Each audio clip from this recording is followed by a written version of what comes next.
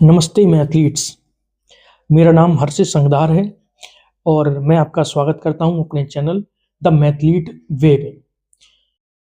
तो अब तक हमने 12th क्लास के चैप्टर 1 संबंध एवं फलन के 2 पार्ट हमने पढ़ लिए हैं, जिनमें हमने तुल्यता संबंध के सभी सवाल हल कर लिए थे। ठीक है, जितने भी इंपॉर्टेंट सवाल थे सभी आपने हल कर लिए थे। अब जो हमारा ये तीसरा पार्ट है, ये हमारे इस पार्ट संबंध एवं फलन का आखिरी पार्ट है। इस पार्ट में हम यहाँ पर सबसे पहले फलन के बारे में जानेंगे। फलन के बाद में फलन के प्रकार, जो भी प्रकार होते हैं, आच्छादक, एकैकी, बहुएकैकी, अंतरछेपी, है ना, सभी फलनों के प्रकार के बारे में जानेंगे, उनको समझेंगे और उनसे संबंधित जितने भी इंपॉर्टेंट सवाल हैं उनको हल करेंगे। इसके बाद में इसमें एक हमारा टॉपिक छोटा सा और रह जाता है, वो टॉपिक है हमारा फलनों का संयोजन। उसको भी हम यहाँ पर समाप्त करेंगे और जो अन्य एक दो सवाल हैं, जैसे कि ए से बी में संबंधों की संख्या, इस तरह के जो सवाल होंगे उनको भी हम यहाँ पर सॉल्व करेंगे। और इस पार्ट को समाप्त करके हम इस प्रकार से अपना चैप्टर नंबर 1 का वन शॉट, जिसमें कि मैंने जितने भी इंपॉर्टेंट सवाल हैं सभी को हल कराया है, उनको हम सॉल्व करके इस पार्ट को समाप्त कर देंगे। अब अगर आपने हमारा पहला और दूसरा पार्ट अगर नहीं देखा हो और आप 12th के छात्र हैं, तो आप एक बार ज़रूर देखिएगा। इससे आपको बहुत ज़्यादा बेनिफिट मिलेगा। जितने भी इंपॉर्टेंट सवाल हैं उसके लिए आपको फिर कहीं और देखने की कोई आवश्यकता नहीं होगी और आपको समझने के लिए इधर-उधर भटकने की भी कोई ज़रूरत नहीं रहेगी। और यहाँ पर मैंने पूरी कोशिश की है कि आपको बहुत ही अच्छे आसान तरीके से समझाया जाए और शायद आपको समझ में आ भी जाएगा। तो आपके पहले चैप्टर की जो भी समस्याएँ हैं वो आपकी समाप्त हो जाएँगी। इस चैप्टर के समाप्त होने के बाद अब आप अगला कौन-सा चैप्टर आप पढ़ना चाहते हैं, उसके लिए आप मुझे कमेंट में बता सकते हैं या फिर यहाँ पर इस साइड में मेरा इंस्टाग्राम है ना और व्हाट्सएप, सभी अकाउंट यहाँ पर लिखे होंगे।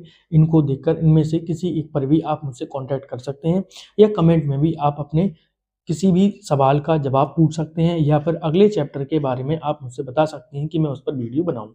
ठीक है? और चैनल को आप सब्सक्राइब करिए और वीडियो को लाइक करिए और ज़्यादा से ज़्यादा बच्चों को शेयर कीजिए, जिससे कि जिन बच्चों को आवश्यकता है ना, वो अपनी उस ज़रूरत को पूरा करके अपने अच्छे नंबर ला सकें।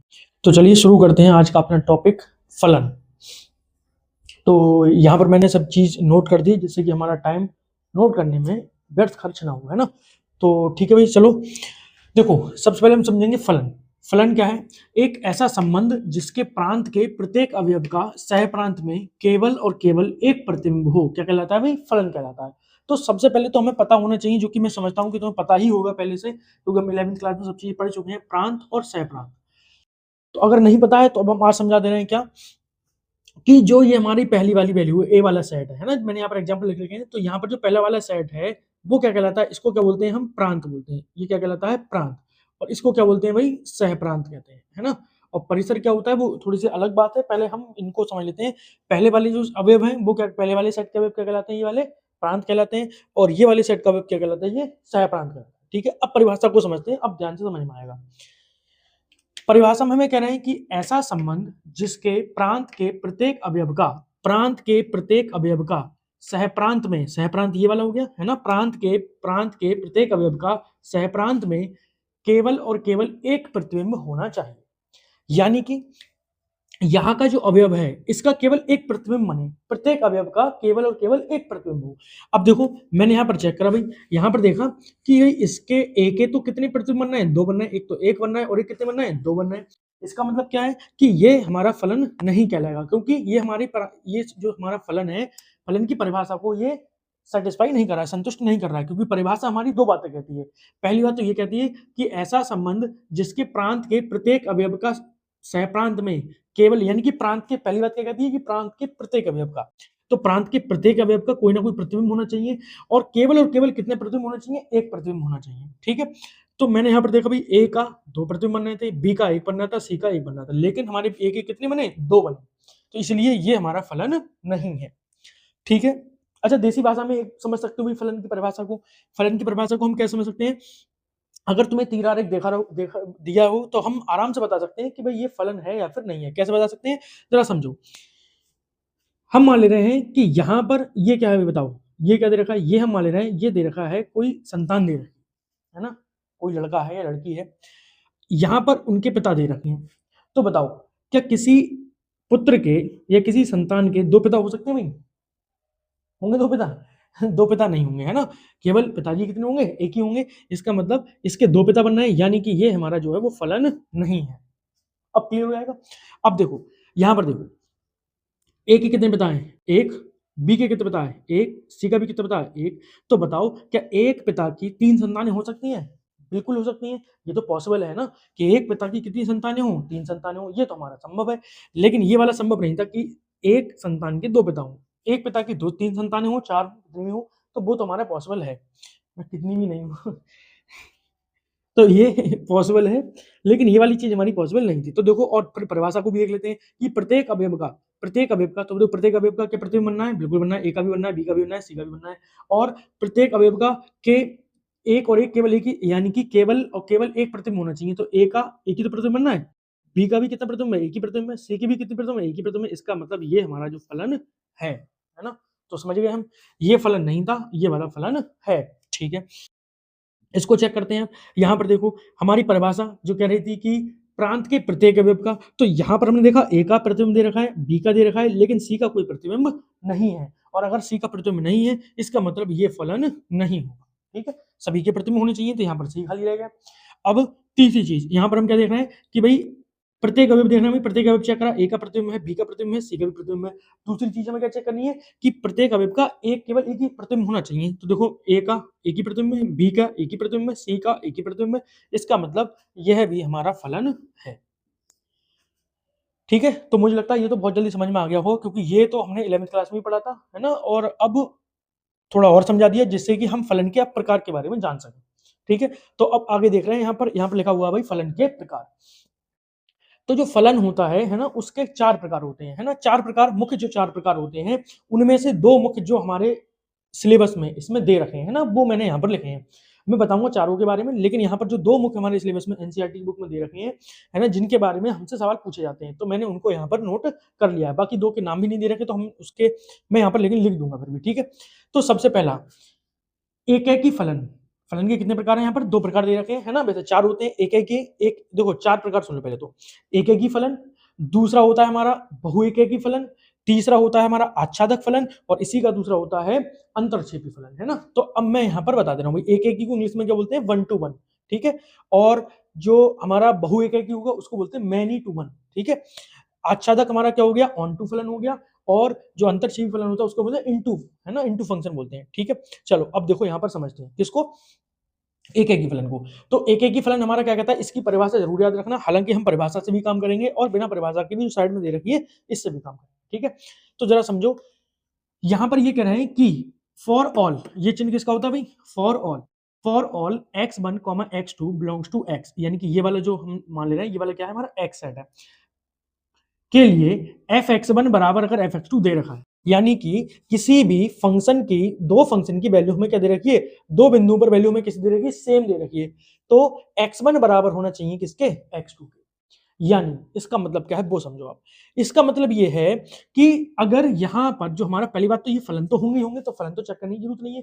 दूसरी बात ये कह रहा है कि प्रत्येक अवयव का यूनिक प्रतिबिंब होना चाहिए, प्रत्येक अवयव का यूनिक प्रतिबिंब होना चाहिए, यूनिक इमेज बननी चाहिए। यूनिक इमेज बनने का मतलब क्या है कि भाई ए का 4 से बन गया, बी का 2 से बन गया, सी का 1 से बनना है। इसका मतलब क्या है कि कोई भी ऐसा दो अवयव ना मिले जिनकी सेम इमेज बने। सेम इमेज कहां पर बनती है? तो जरा देखना, मैंने यहां पर भी लिख रखा है फिलहाल, है ना? देखो कि ए की कहां पर बन रही है? 3 पर बन रही है। बी की भी किस पर बन रही है? 3 पर बन रही है। यानी कि मैं यहां से किसी फंक्शन में दो वैल्यू रखूंगा, एक x1 रखूंगा, एक x2 रखूंगा। उन दोनों की वैल्यू कैसे आ जाएगी? 3 आ जाएगी भाई। fx1 बराबर भी हो जाएगा 3 और fx2 बराबर भी हो जाएगा 3। लेकिन तो हमसे ये बोला था कि x1 बराबर होना चाहिए x2 के। तो क्या a जरूरी है कि a बराबर हो b के? ऐसा जरूरी नहीं है। तो ये कब सेटिस्फाई करेगा? इसका मतलब ये है, इस पूरी परिभाषा का केवल एक ही मतलब है कि प्रत्येक अवयव का केवल और केवल एक प्रतिबिंब होना चाहिए, अलग यूनिक सॉल्यूशन, यूनिक प्रतिबिंब होना चाहिए। तो यूनिक प्रतिबिंब जो है वो किसका बनना है? ए की वैल्यू 4, यानी कि अगर किन्हीं दो चीजों की वैल्यू सेम आ भी जाए, किसी दो पॉइंट पर अगर वैल्यू दो चीजों की कैसे आ जाए? सेम आ जाए, तो वो दोनों पॉइंट भी कैसे होने चाहिए, सेम ही होने चाहिए। बराबर का मतलब क्या है, वो पॉइंट भी कैसे हो, सेम हो। यानी कि अगर एफ ए वन की वैल्यू 4 है और एफ ए टू की वैल्यू 4 है तो ए वन बराबर किसके होना चाहिए, ए टू के बराबर होना चाहिए। ठीक है, तो मेरे ख्याल से ये बात समझ में आ गई होगी। तो अब हम उदाहरण देखते हैं। तो ये वाला हमारा फलन बता रहा है कि ए की वैल्यू 4 है, बी की वैल्यू 2 है, सी की वैल्यू 1 है, यानी कि प्रत्येक अवयव की अपनी यूनिक वैल्यू दे रखी है हमें। इसीलिए ये जो फलन है वो हमारा कौन सा फलन कहलाएगा, एक एक फलन। एक एक लिख गया, ये हो गया हमारा एक एक ही फलन। यहां पर देखो ए की वैल्यू भी 3 है और बी की वैल्यू का मतलब ए का प्रतिबिंब भी 3 है और बी का प्रतिबिंब भी क्या है, 3 है। इसका मतलब यहां हमारा यूनिक प्रतिबिंब नहीं बनना। यूनिक प्रतिबिंब किसका बनना है, देखो सी का अलग है। तो इसीलिए ये जो फलन है वो हमारा कौन सा फलन कहलाएगा, बहु एकेकी फलन।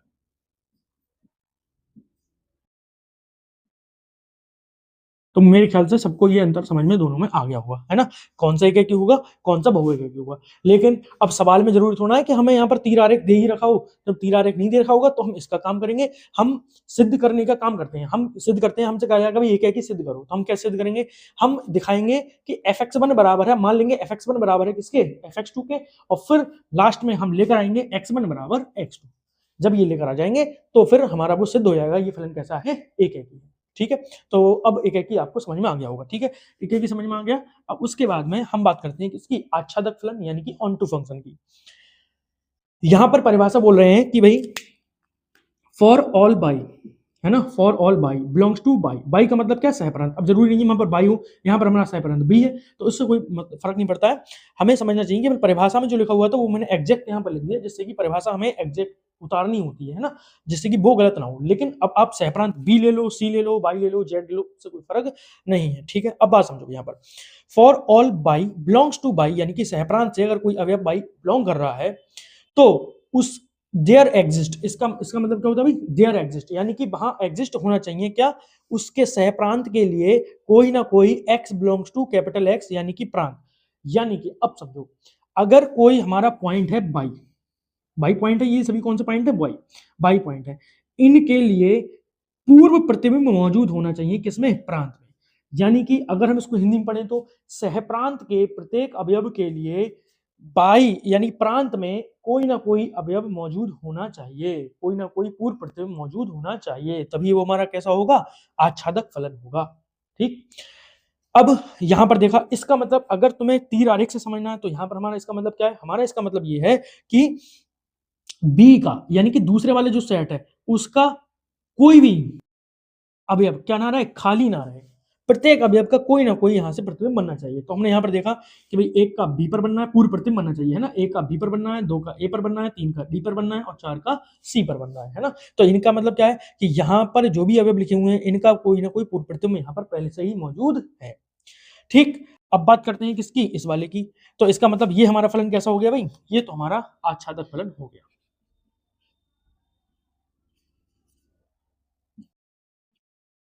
आच्छादक फलन, ठीक है। अब इस वाले पर आ जाते हैं। तो इस पर हम क्या देख रहे हैं, इसमें हम ये देख रहे हैं कि यहाँ पर भाई एक का बी पर बनना है पूर्व प्रतिबिंब, दो का ए पर बनना है, तीन का सी पर बनना है, लेकिन चार का कोई भी पूर्व प्रतिबिंब मौजूद नहीं है।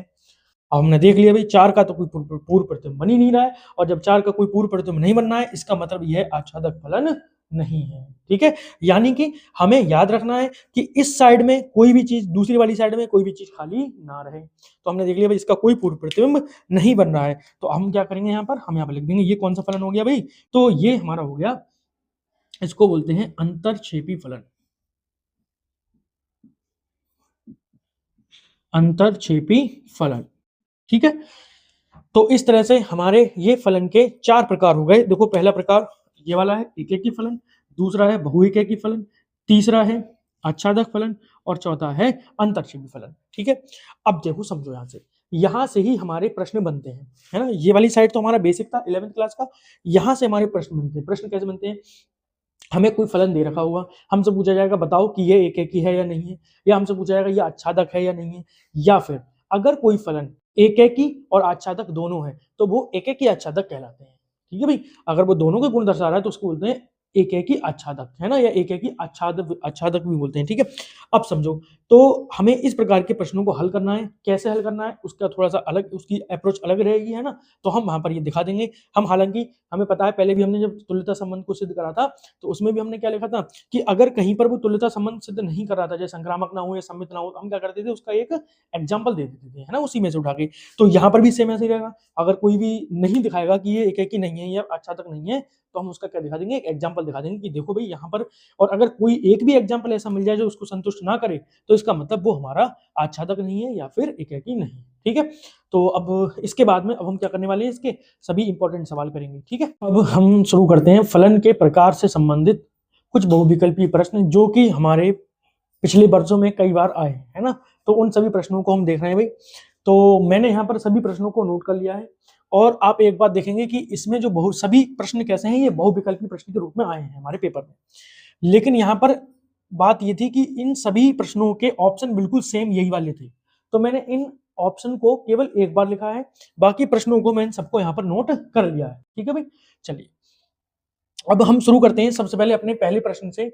और जो हमारा पहला प्रश्न है वो कुछ इस प्रकार से है कि फलन एक दे रखा है, आर से आर में एक फलन दे रखा है, यानी कि वास्तविक संख्या से वास्तविक संख्याओं में। यानी इसका मतलब क्या है, ये क्या होता है भाई, प्रांत होता है, ये क्या होता है, इसका परिसर होता है। तो प्रांत और परिसर या प्रांत और सहप्रांत दोनों कैसे हैं, आर है, ठीक है। एक्स स्क्वायर जो है वो बिलोंग, एफ एक्स बराबर क्या दे रखा है, x square for all x belongs to R, यानी कि सभी उसके लिए वास्तविक संख्या के लिए एक्स की वैल्यू क्या है, वास्तविक संख्या है, ठीक है। द्वारा परिभाषित फलन है, तो फलन एफ है। इन चारों ऑप्शन में से कौन सा फलन, ये हमारा फलन किस प्रकार का होगा, हमें ये बताना है।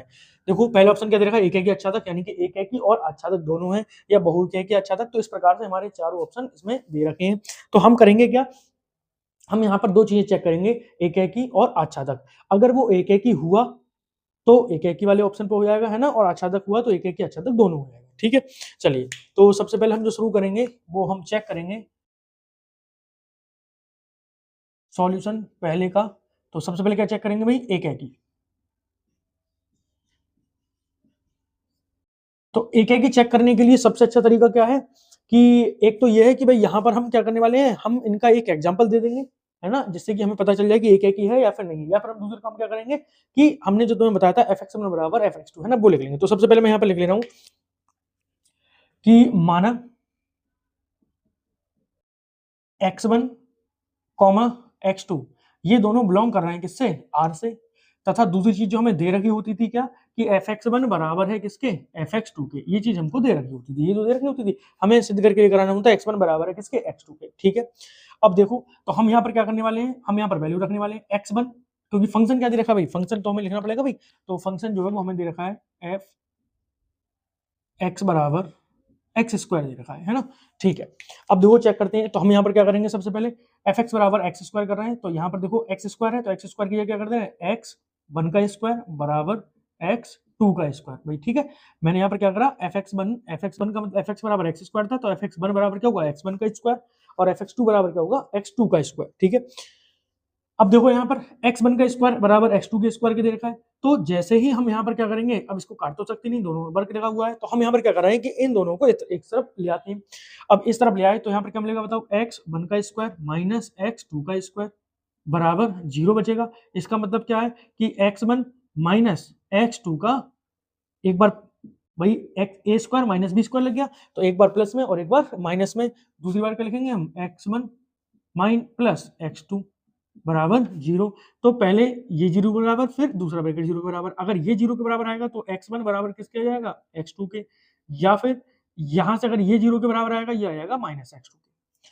अब देखो इसका मतलब क्या है कि x1 और x2 दोनों बराबर हैं, लेकिन यहां पर बताओ क्या x1 और x2 यानी कि एक माइनस प्लस की संख्या और एक माइनस संख्या, क्या ये दोनों बराबर हो सकते हैं, एक तरफ तो पॉजिटिव बराबर आ रहा है, एक तरफ नेगेटिव बराबर आ रहा है, तो क्या ऐसा हो सकता है, बिल्कुल बराबर ऐसा नहीं होगा, है ना। अब देखो इसको हम एक एग्जांपल के द्वारा भी समझ सकते हैं, क्या कि अगर मैं यहां पर देखूं, अगर मैं x1 की जगह माइनस के दो रखूं और x2 की जगह प्लस के दो रखूं, तो बताओ माइनस के दो का स्क्वायर क्या होगा, चार होगा, और प्लस दो का स्क्वायर भी क्या होगा, चार होगा। लेकिन क्या माइनस दो और प्लस दो दोनों बराबर हो सकते हैं, ये बराबर नहीं हो सकते, है ना। तो इसीलिए हमने क्या कहा था कि किसी भी प्रतिबिंब जो भी हमारा अवयव होगा उसका केवल और केवल एक यूनिक प्रतिबिंब बनना चाहिए। लेकिन यहां पर हम देख रहे हैं -2 पर भी वैल्यू 4 आ रही है और +2 पर भी वैल्यू 4 आ रही है, यानी कि ये हमारा एकेकी नहीं है ना?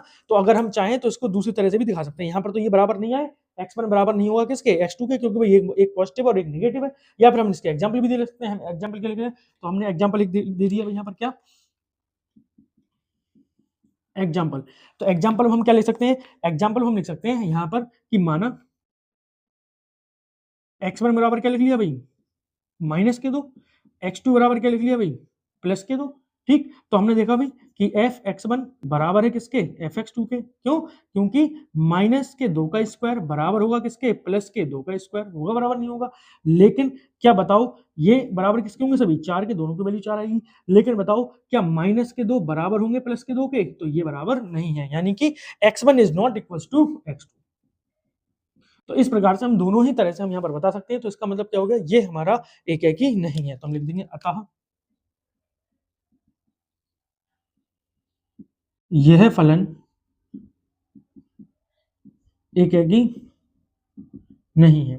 और याद रखना, जो मैं आपको ये सॉल्यूशन करा रहा हूँ, ये आपको पेपर में करना है क्या, बिल्कुल नहीं करना है ना, क्योंकि ये ऑब्जेक्टिव के लिए। ऑब्जेक्टिव की इतना लंबा सॉल्यूशन थोड़ा करेंगे हम। ऑब्जेक्टिव में हम यहाँ पर वहां पर क्या करेंगे, हम डायरेक्ट वैल्यू यहाँ पर लगा देंगे, है ना। डायरेक्ट वैल्यू लगा कर देखेंगे कि भाई बताओ, अगर एक्स स्क्वायर दे रखा है तो हम तुरंत देखेंगे भाई एक्स की जगह -2 रखो, एक बार +2 रख लो। -2 रखने पर भी 4 आएगी वैल्यू, +2 रखने पर भी 4 आएगी। लेकिन यहाँ पर जो वैल्यू है -2 और +2 दोनों आपस में बराबर नहीं होंगे, तो तुरंत लिख देंगे ये एक है कि नहीं है।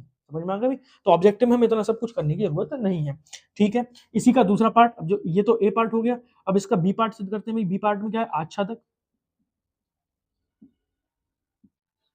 तो देखो, आच्छादक के लिए क्या करेंगे, तो आच्छादक के लिए हम यहाँ पर लिखेंगे, क्या लिखेंगे, हम मान लेंगे, जो शुरुआत कैसे कर रहे हैं, हर सवाल में ऐसे लिखेंगे, माना क्या लिखने वाले हैं कि बाई बराबर क्या लिखेंगे, एफ एक्स लिखेंगे। बाई बराबर क्या लिख रहे हैं, एफ एक्स। तो मुझे बताना, तो बाई बराबर एफ एक्स है, तो बाई बराबर क्या आएगा यहाँ पर, एक्स स्क्वायर आ जाएगा।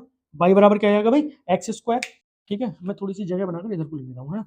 बाई बराबर क्या आएगा बताओ, एक्स स्क्वायर। तो यहाँ से हम हर सवाल में यही काम करेंगे कि एक्स की क्या निकालेंगे, वैल्यू निकालेंगे। तो हमने एक्स की क्या निकाली भाई, वैल्यू निकाली। एक्स की वैल्यू निकाली, तो बताओ यहाँ आ जाएगा अंडर रूट बाई बराबर क्या जाएगा, एक्स। ठीक है, अंडर रूट बाई बराबर आ रहा है एक्स। अब जरा बताना, एक्स और बाई दोनों कहां से बिलोंग कर रहे हैं। तो हमने देखा भाई एक्स और बाई जो है वो इस फलन के लिए दोनों कहां से बिलोंग कर रहे हैं, तो ये जो दोनों बिलोंग कर रहे हैं वो आर से आर में, है ना। क्या एक्स भी क्या है हमारा, वास्तविक संख्या है, और आर भी क्या है, वास्तविक संख्या है। तो हम बाई की जगह नेगेटिव संख्या भी रख सकते हैं और पॉजिटिव भी रख सकते हैं। तो अगर मान लो मैं यहाँ पर बाई के लिए, एग्जाम्पल के लिए, अगर बाई के लिए मैं यहाँ पर क्या रख दूं, -2 रख दूं, बाई की जगह क्या रख दूं, -2।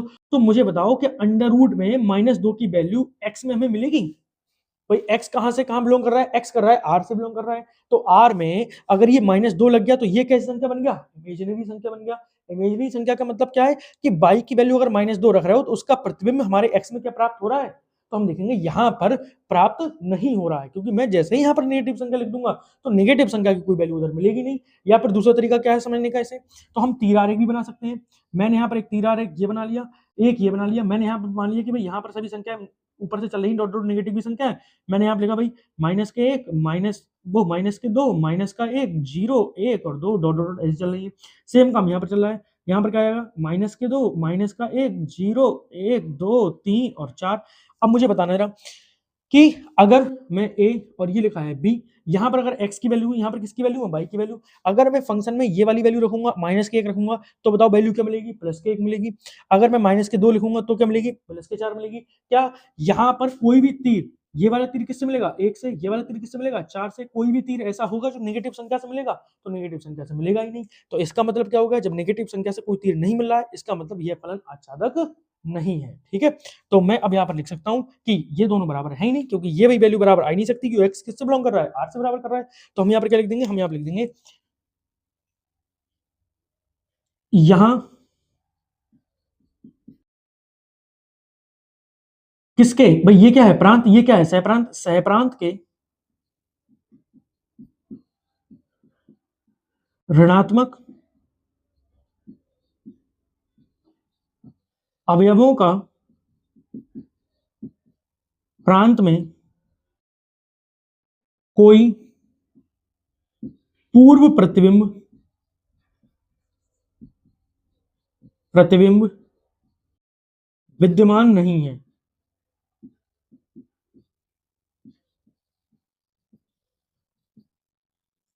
अतः यह आच्छादक फलन नहीं है।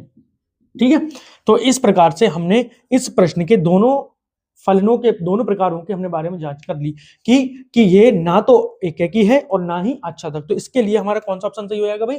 चौथा ऑप्शन इसके लिए सही हो जाएगा। अब पेपर में अब हमें याद रखना है, क्या याद रखना है कि अगर x की समघात आ जाए, x की कैसी घात आ जाए भाई? समघात आ जाए, तो वो ना तो एकेकी होगा और ना ही आच्छादक होगा। क्यों नहीं होगा? क्योंकि यहां पर हम देखेंगे कि भाई ऋणात्मक संख्याओं का जो कोई भी प्रतिबिंब हमारा पूर्व प्रतिबिंब कोई भी ऋणात्मक संख्या का प्राप्त नहीं हो रहा है, इसलिए ये फलन आच्छादक नहीं होगा जब भी सम संख्या आएंगी तब। ठीक है, अब अच्छा देखो, इसी प्रकार से अब यहां पर देखना जो हमारा दूसरा वाला प्रश्न है, मैं इसको पढ़ रहा हूं, जरा समझना भाई इस वाले प्रश्न को। fx बराबर एक्स स्क्वायर प्लस 2 द्वारा परिभाषित फलन r टू r में ये दे रखा है। अब देखो, क्या मैं इस प्रश्न को सेम इसी तरीके से कर सकता हूं? बिल्कुल कर सकता हूं। कैसे? मैं भी x की वैल्यू रखूंगा, x एक तरफ x1 मानूंगा, एक तरफ x2 मानूंगा, x1 को मान लो माइनस के 2 मान लूंगा, x2 को माइनस प्लस के 2 मान लूंगा। तो माइनस के 2 का स्क्वायर 4 आएगा, प्लस के 2 का स्क्वायर भी कितना आएगा? 4। तो इस तरफ क्या हो जाएगा बताओ? 4 और 2 6, उस तरफ भी क्या हो जाएगा? 4 और 2 6। लेकिन क्या x1 और x2 दोनों बराबर थे? एक तरफ माने थे माइनस के 2 और एक तरफ माने थे प्लस के 2, दोनों बराबर नहीं है। तो बिल्कुल सेम इसी की तरह हम यहां पर लिख देंगे कि यह जो फलन होगा कौन सा वाला? एक्स स्क्वायर प्लस 2 ना तो एक ही होगा और ना ही आच्छादक होगा, है ना। मेरे ख्याल से ये बात अब आपको समझ में आ गई होगी कि इस वाले प्रश्न को दूसरे वाले प्रश्न को हम सेम इसी प्रकार से कर सकते हैं, है ना। तो पेपर में कभी इस तरह से भी दिख जाएगा और कभी इस तरह से दिख जाएगा, तो हमें दोनों प्रकार से सवालों को सॉल्व करने आने चाहिए और डायरेक्ट हम यहाँ पर लिख देंगे। अच्छा, ये फलन कब नहीं होता आच्छादक और वो कब होगा? तो देखो, अगर इस फलन को एक्स स्क्वायर प्लस 2 ना होकर एक्स प्लस 2 का होल स्क्वायर बन जाए तो हो सकता है कि भाई वो क्या हो जाए? हमारा आच्छादक हो जाए। लेकिन इस समय पर अभी हमारा आच्छादक नहीं होगा, है ना। अगर ये x पर अकेला स्क्वायर ना होकर दोनों पर स्क्वायर होता, होल स्क्वायर बन जाता, तो हमारा क्या बन जाता? ये आच्छादक और एक दोनों हो जाता, है ना। तब चेक करके पता चलता, लेकिन फिर भी तब उम्मीद रहती होने की अभी फिलहाल ये हमारा आच्छादक नहीं है, ना ही हमारा ये एक है। तो इस तरह से एक ही सवाल के द्वारा हम यहाँ पर अपने 2 सवालों को हल कर चुके हैं, है ना। अब अपना अगला प्रश्न देखते हैं। यहाँ पर अगला प्रश्न हमारा क्या है कि मान लीजिए कि f फंक्शन जो है वो r से r में बिलोंग कर रहा है, ठीक है, r से r में फंक्शन है और fx बराबर क्या देखा है? 3x द्वारा परिभाषित है। तो सही उत्तर का चयन कीजिए। तो हमने बता दिया था कि इसके ऑप्शन भी क्या होंगे? यही चारों होंगे, है ना। तो ऑप्शन हमारे ये होंगे। हम कुल मिलाकर इसमें चेक करेंगे फिर से क्या? एकेकी और आच्छादक दोनों को चेक करेंगे, ठीक है। तो मैं यहाँ पर सबसे पहले क्या लिख लेता हूँ भाई? सॉल्यूशन।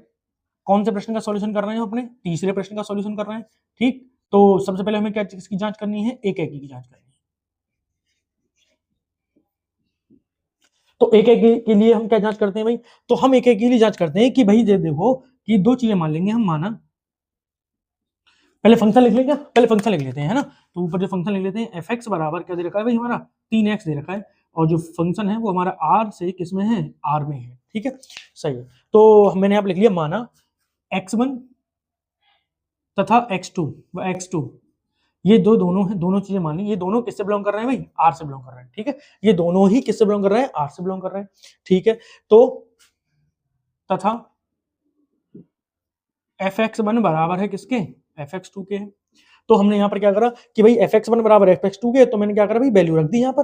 तो अगर मैं 3 में x1 रख दूंगा तो 3x1 हो जाएगा और यहाँ पर x2 रख दूंगा तो 3x2 हो जाएगा। 3 से क्या कट रहे हैं? 3 कट रहे हैं। x1 बराबर किसके आ गया? x2 के आ गया। तो अब हम यहाँ पर समझ गए। तो हम यहाँ पर क्या लिख लेंगे कि x1 बराबर x2, यही तो हमें सिद्ध करना था। अब जब x1 बराबर x2 के आ गया, यानी कि ये हमारा फलन कैसा है? एक ही है। तो मैं यहाँ पर क्या लिख दूंगा?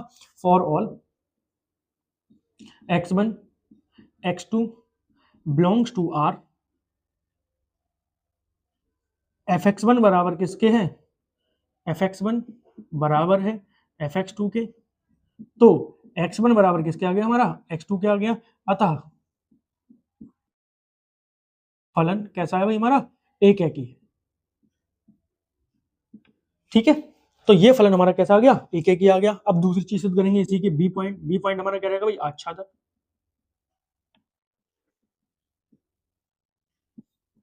आच्छादक को सिद्ध करने के लिए हम क्या करते हैं, तो मैंने तुम्हें बताया था भाई, क्या दो तरीके हैं इसको सिद्ध करने के, या तो तीरारेख बना लो, वरना तुम क्या करो यहाँ पर कि जो हमारी वैल्यू दे रखी है उसको एफ एक्स दे रखा है, उसको मान लो माना y बराबर एफ एक्स।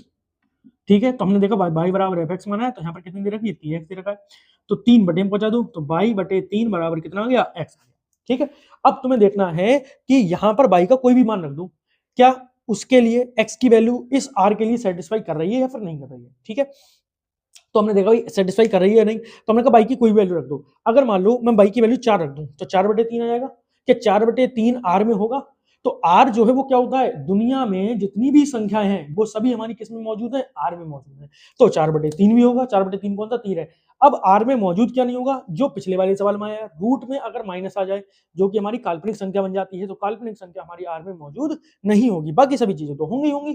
ठीक है, तो हमने क्या करा यहाँ पर, बाई की कोई भी वैल्यू रख दी, 3 रख दी, तो 3/3 1 होगा। अगर मैं मान लो -3 रख दो, तो -3 बटे में -3 कितना हो जाएगा भाई, माइनस का 1 हो जाएगा, तो वो भी x में होगा। तो इस तरह से हम यहाँ देख रहे हैं कि यहां पर मैं लिख दूंगा क्या, कि सहप्रांत बाई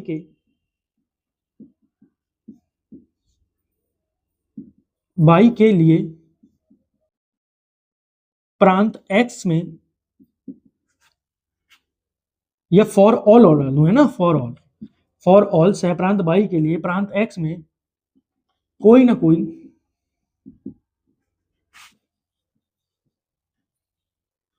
पूर्व प्रतिबिंब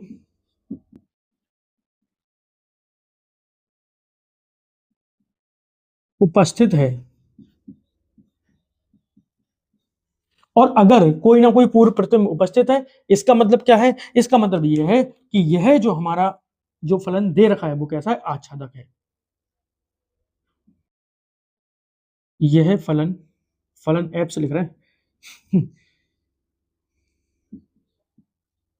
फलन आच्छादक है। ठीक, अब देख लो, एक एक ही भी था, आच्छादक भी था, तो कौन सा ऑप्शन सही हो जाएगा हमारा, एक एक ही आच्छादक। अतः एफ एक एक ही आच्छादक है। ठीक है, तो इसके हम इस वाले ऑप्शन पर टिक कर देंगे जब भी हमारे पेपर में आएगा तब। अब यहीं से दूसरी चीज समझ लो, एक मैंने प्रश्न देखा था आपके अनसोल्ड में कि एफ एक्स बराबर 3x की जगह एक जगह दे रखा था एफ एक्स बराबर 5x, तो 5x में भी अब कोई समस्या आनी नहीं चाहिए, सेम प्रोसेस बिल्कुल 5x का होगा, 7x होगा उसका भी सेम प्रोसेस रहेगा। तो अब यहाँ पर इन सभी चीजों के लिए कोई हमारी दिक्कत नहीं आनी चाहिए, है ना। और अगर इसके साथ में कुछ और भी दे दें, 5x प्लस 1 दे दें, 3x प्लस 1 दे दें, 3x प्लस 2 दे दें, तो तब भी कोई समस्या नहीं आनी चाहिए, सेम प्रोसेस बिल्कुल हम इसके लिए अपनाएंगे। ठीक है भाई, अब अगला प्रश्न शुरू करते हैं भाई। अगला प्रश्न क्या है हमारा, नंबर 4 क्या करें कि एफ एक्स बराबर मोड में एक्स दे देगा। देखो मोड एक्स को सबको पता होगा मापांक फलन बोलते हैं, और मापांक फलन का मतलब क्या होता है कि इसमें कोई भी संख्या डालो, ये एक ऐसी मशीन है जिसमें कोई भी संख्या डाल दो, नेगेटिव पॉजिटिव, लेकिन वो मान हमेशा कैसा देगी, पॉजिटिव मान देगी, है ना। तो ये मापांक फलन है, और इसमें हमसे कह रहे हैं कि ये फलन जो है वो आर से आर में है, तो हमें ये इन चारों में से बताना है कि भाई इन चारों में से कौन सा ऑप्शन हमारा सही होगा। ठीक है, तो मैं सबसे पहले यहाँ पे लिख लेता हूँ भाई, हम सॉल्यूशन जो कर रहे हैं वो कौन से के लिए कर रहे हैं, सॉल्यूशन कर रहे हैं हम चौथे का। और सबसे पहले हम फलन को लिख लेते हैं यहाँ पर, है ना, एफ एक्स बराबर क्या दे रखा है, मोड में एक्स दे रखा है, और जो फलन है वो असल में आर से किस में है, आर में है। ठीक है, तो देखो अब यहाँ पर एफ एक्स बराबर ये दे रखा है, हम सबसे पहले क्या चेक करेंगे, सबसे पहले हम जो चेक करेंगे वो करेंगे एक एक ही चेक कर रहा है भाई। एक ही को चेक करने के लिए हम यहाँ पर क्या करेंगे, हम यहाँ पर देखेंगे कि भाई देखो कोई चीज मान ले रहे हैं, उदाहरण से समझा दे रहे हैं इसको कैसे, कि यहाँ पर हमने मान लिया, माना x1 बराबर क्या मान लिया हमने, -1 मान ले रहे हैं, तथा x2 बराबर क्या मान ले रहे हैं भाई, माइनस प्लस का 1। x2 बराबर क्या मान लिया, प्लस का 1। अब देखो जरा ध्यान से देखना, क्या कि f -1 हो या फिर f प्लस का 1 हो, दोनों पर ही वैल्यू क्या देगा, ये 1 देगा, क्योंकि जब मैं मोड में रख दूंगा वैल्यू, तो दोनों के लिए वैल्यू क्या आएगी भाई, 1 आएगी। ठीक है, तो इसका मतलब क्या होगा कि f -1 और f +1 दोनों कैसे आपस में बराबर हैं, लेकिन क्या बताओ -1 और +1 दोनों आपस में बराबर हैं क्या, -1 और +1 दोनों बराबर होते हैं, तो ये आपस में बराबर नहीं होते। इसका मतलब क्या हुआ कि fx1 बराबर है किसके, fx2 के, लेकिन x1 बराबर नहीं है किसके, x2 के। तो इसका मतलब क्या हुआ कि यह हमारा एकेकी फलन नहीं है। तो हम लिख देंगे यह फलन एकेकी नहीं है।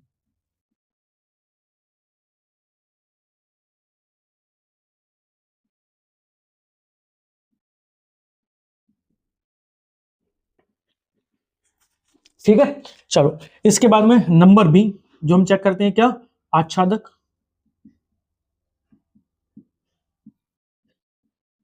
आच्छादक फलन को चेक करने के लिए भाई हम क्या करेंगे, हम यहां पर अब क्या कर रहे हैं, थोड़ा सा एक पूर्व प्रतिबिंब के लिए हम यहाँ पर तीर आरेख का प्रयोग कर ले रहे हैं ना। तीर आरेख से अच्छे से समझ में आ जाएगा क्या, कि मैं यहां पर अगर तीर आरेख बना लूं, तो तीर आरेख बताओ कैसा बनेगा।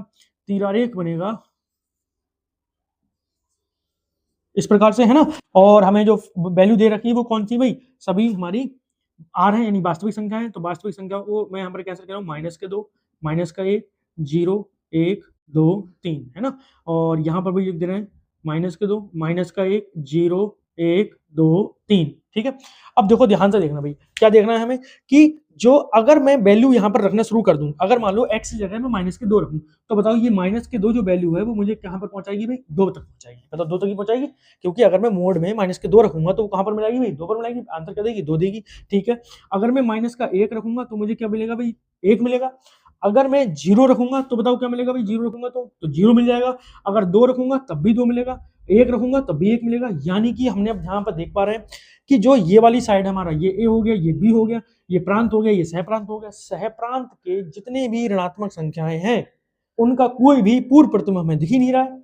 जब इसका कोई पूर्व प्रतिबिंब है ही नहीं, तो इसका मतलब क्या हो गया, यह हमारा क्या नहीं हुआ बेटा, आच्छादक नहीं है। ठीक है भाई, तो हम यहाँ पर क्या लिख देंगे, हम यहाँ पर लिखेंगे एफ एक्स बराबर मोड एक्स में सहप्रांत के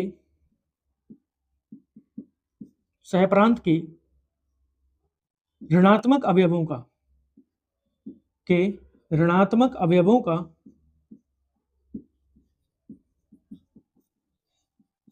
किसमें, प्रांत में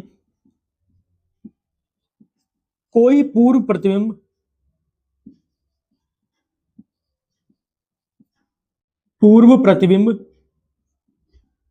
विद्यमान नहीं है। इसका मतलब क्या हुआ भाई, अगर कोई पूर्व प्रतिबिंब विद्यमान नहीं है, अतः तो इसका मतलब क्या होगा कि यह फलन आच्छादक नहीं है। यह फलन आच्छादक नहीं है। ठीक है भाई, अब देखो अगर अब ये फलन आच्छादक नहीं है तो इसका मतलब हमारा कौन सा ऑप्शन सही होगा, इसके लिए हमारा कौन सा ऑप्शन सही होगा, फिर से यही चौथा वाला है ना, कि ना तो ये एकेकी है ना ही आच्छादक है। तो हम यहाँ पर लास्ट में लिख देंगे अतः एफ ना तो एकेकी है ना ही आच्छादक। ठीक है, तो हमने ये वाला प्रश्न भी कर लिया अपना।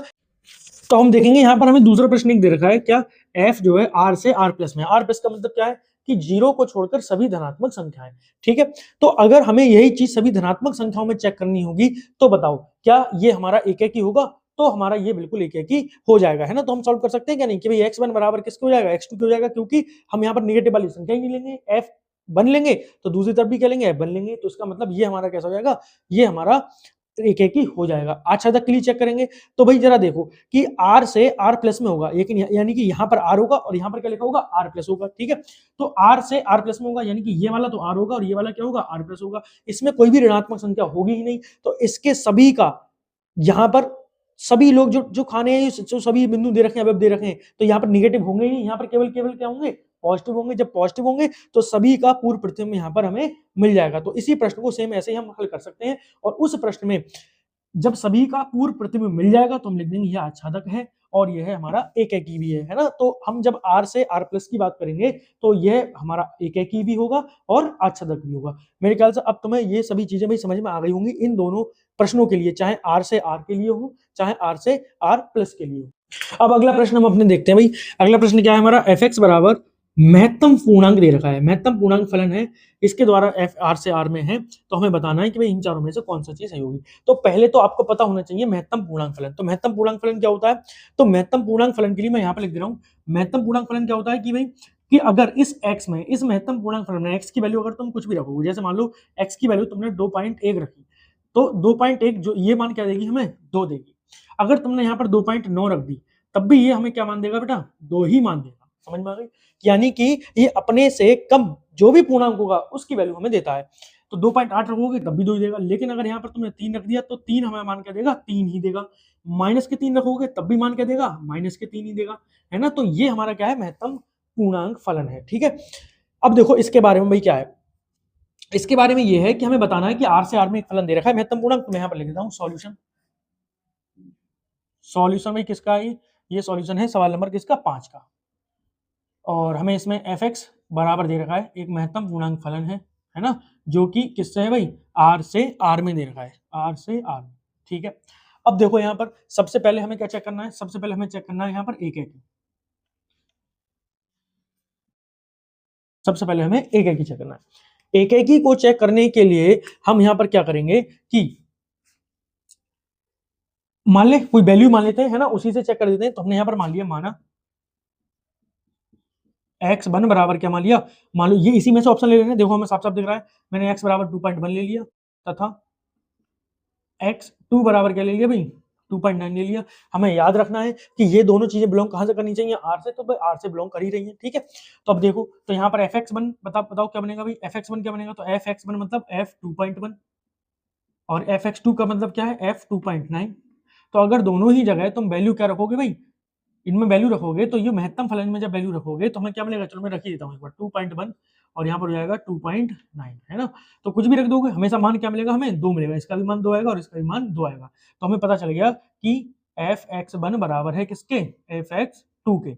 अब एफ एक्स वन तो एफ एक्स टू के बराबर है, लेकिन बताओ क्या 2.1 बराबर है 2.9 के? तो ये ऐसा नहीं है। तो इसका मतलब क्या हो गया कि एक्स वन बराबर नहीं है किसके? एक्स टू के। और अगर एक्स वन और एक्स टू बराबर नहीं है, इसका मतलब यह फलन हमारा एक है कि नहीं है। तो हम लिख देंगे फलन एक है कि नहीं है। ठीक है, अब एक एक ही तो नहीं है भाई फलन। अब एक एक ही नहीं है तो अब हमें दूसरी जांच करनी पड़ेगी। दूसरी वाला भी पॉइंट क्या होता है हमारा? आच्छादक। आच्छादक, तो आच्छादक के लिए भाई चेक करते हैं। आच्छादक के लिए चेक करने के लिए हम फिर से यहाँ पर क्या बना ले रहे हैं? तीर आरेख बना ले रहे हैं, वो ज्यादा बढ़िया रहेगा भाई। तो हमने यहाँ पर क्या बना लिया? तीर आरेख बना लिया। तो तीर आरेख जब मैंने बनाया तो मैं यहाँ पर कुछ संख्याएं कुछ ही लिख ले रहा हूँ, जैसे ये भी आर है और ये भी क्या है? आर है। तो कुछ संख्याएं हमें लिखनी है, तो मैंने यहाँ पर क्या करा? यहाँ पर लिखना शुरू कर दिया भाई।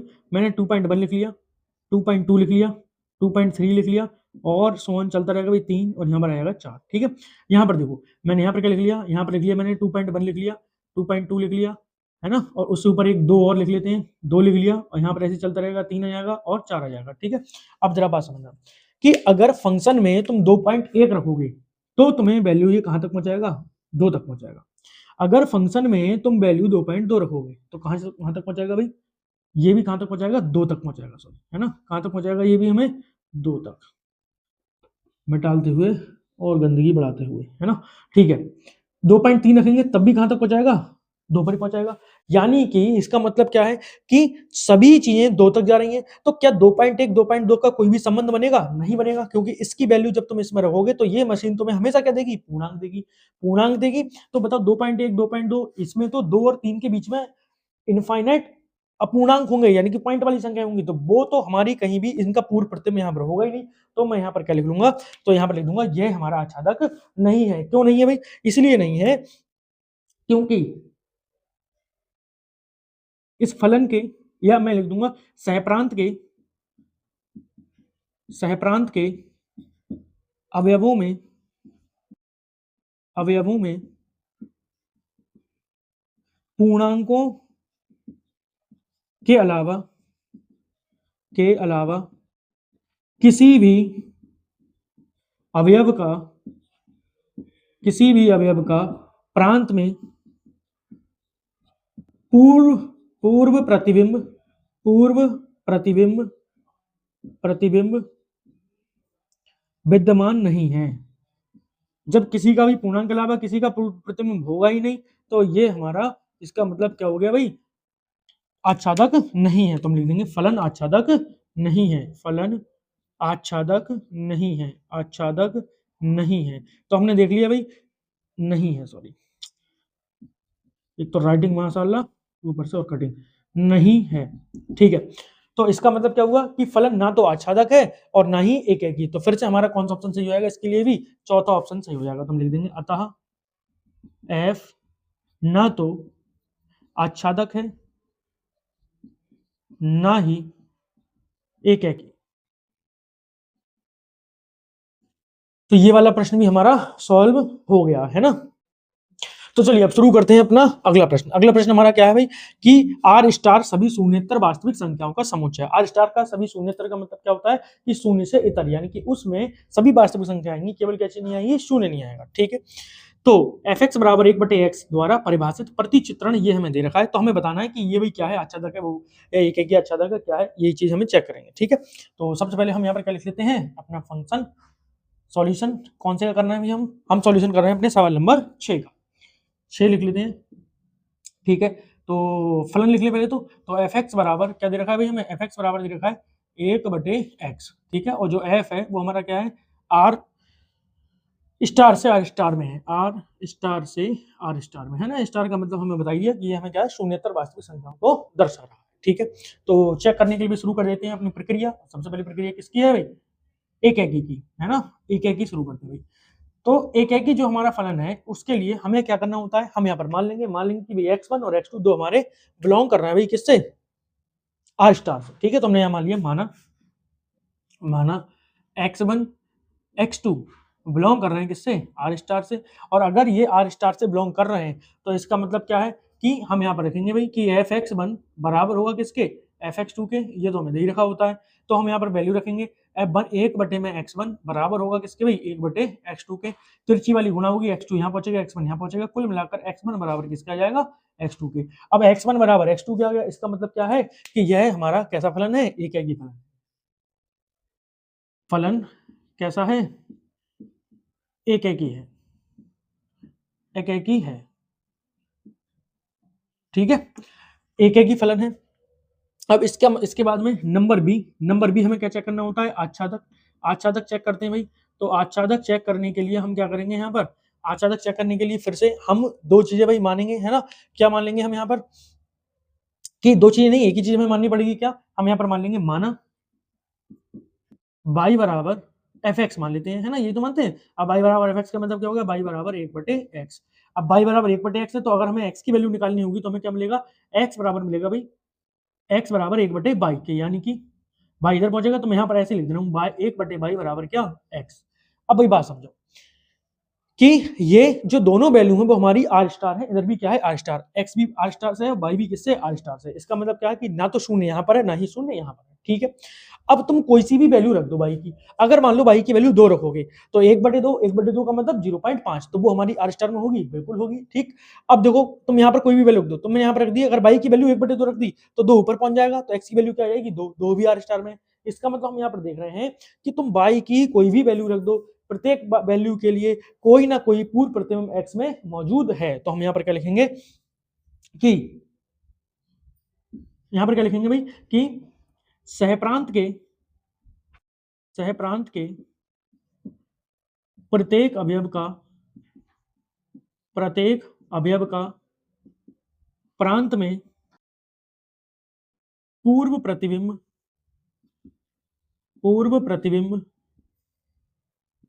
उपस्थित है या विद्यमान है।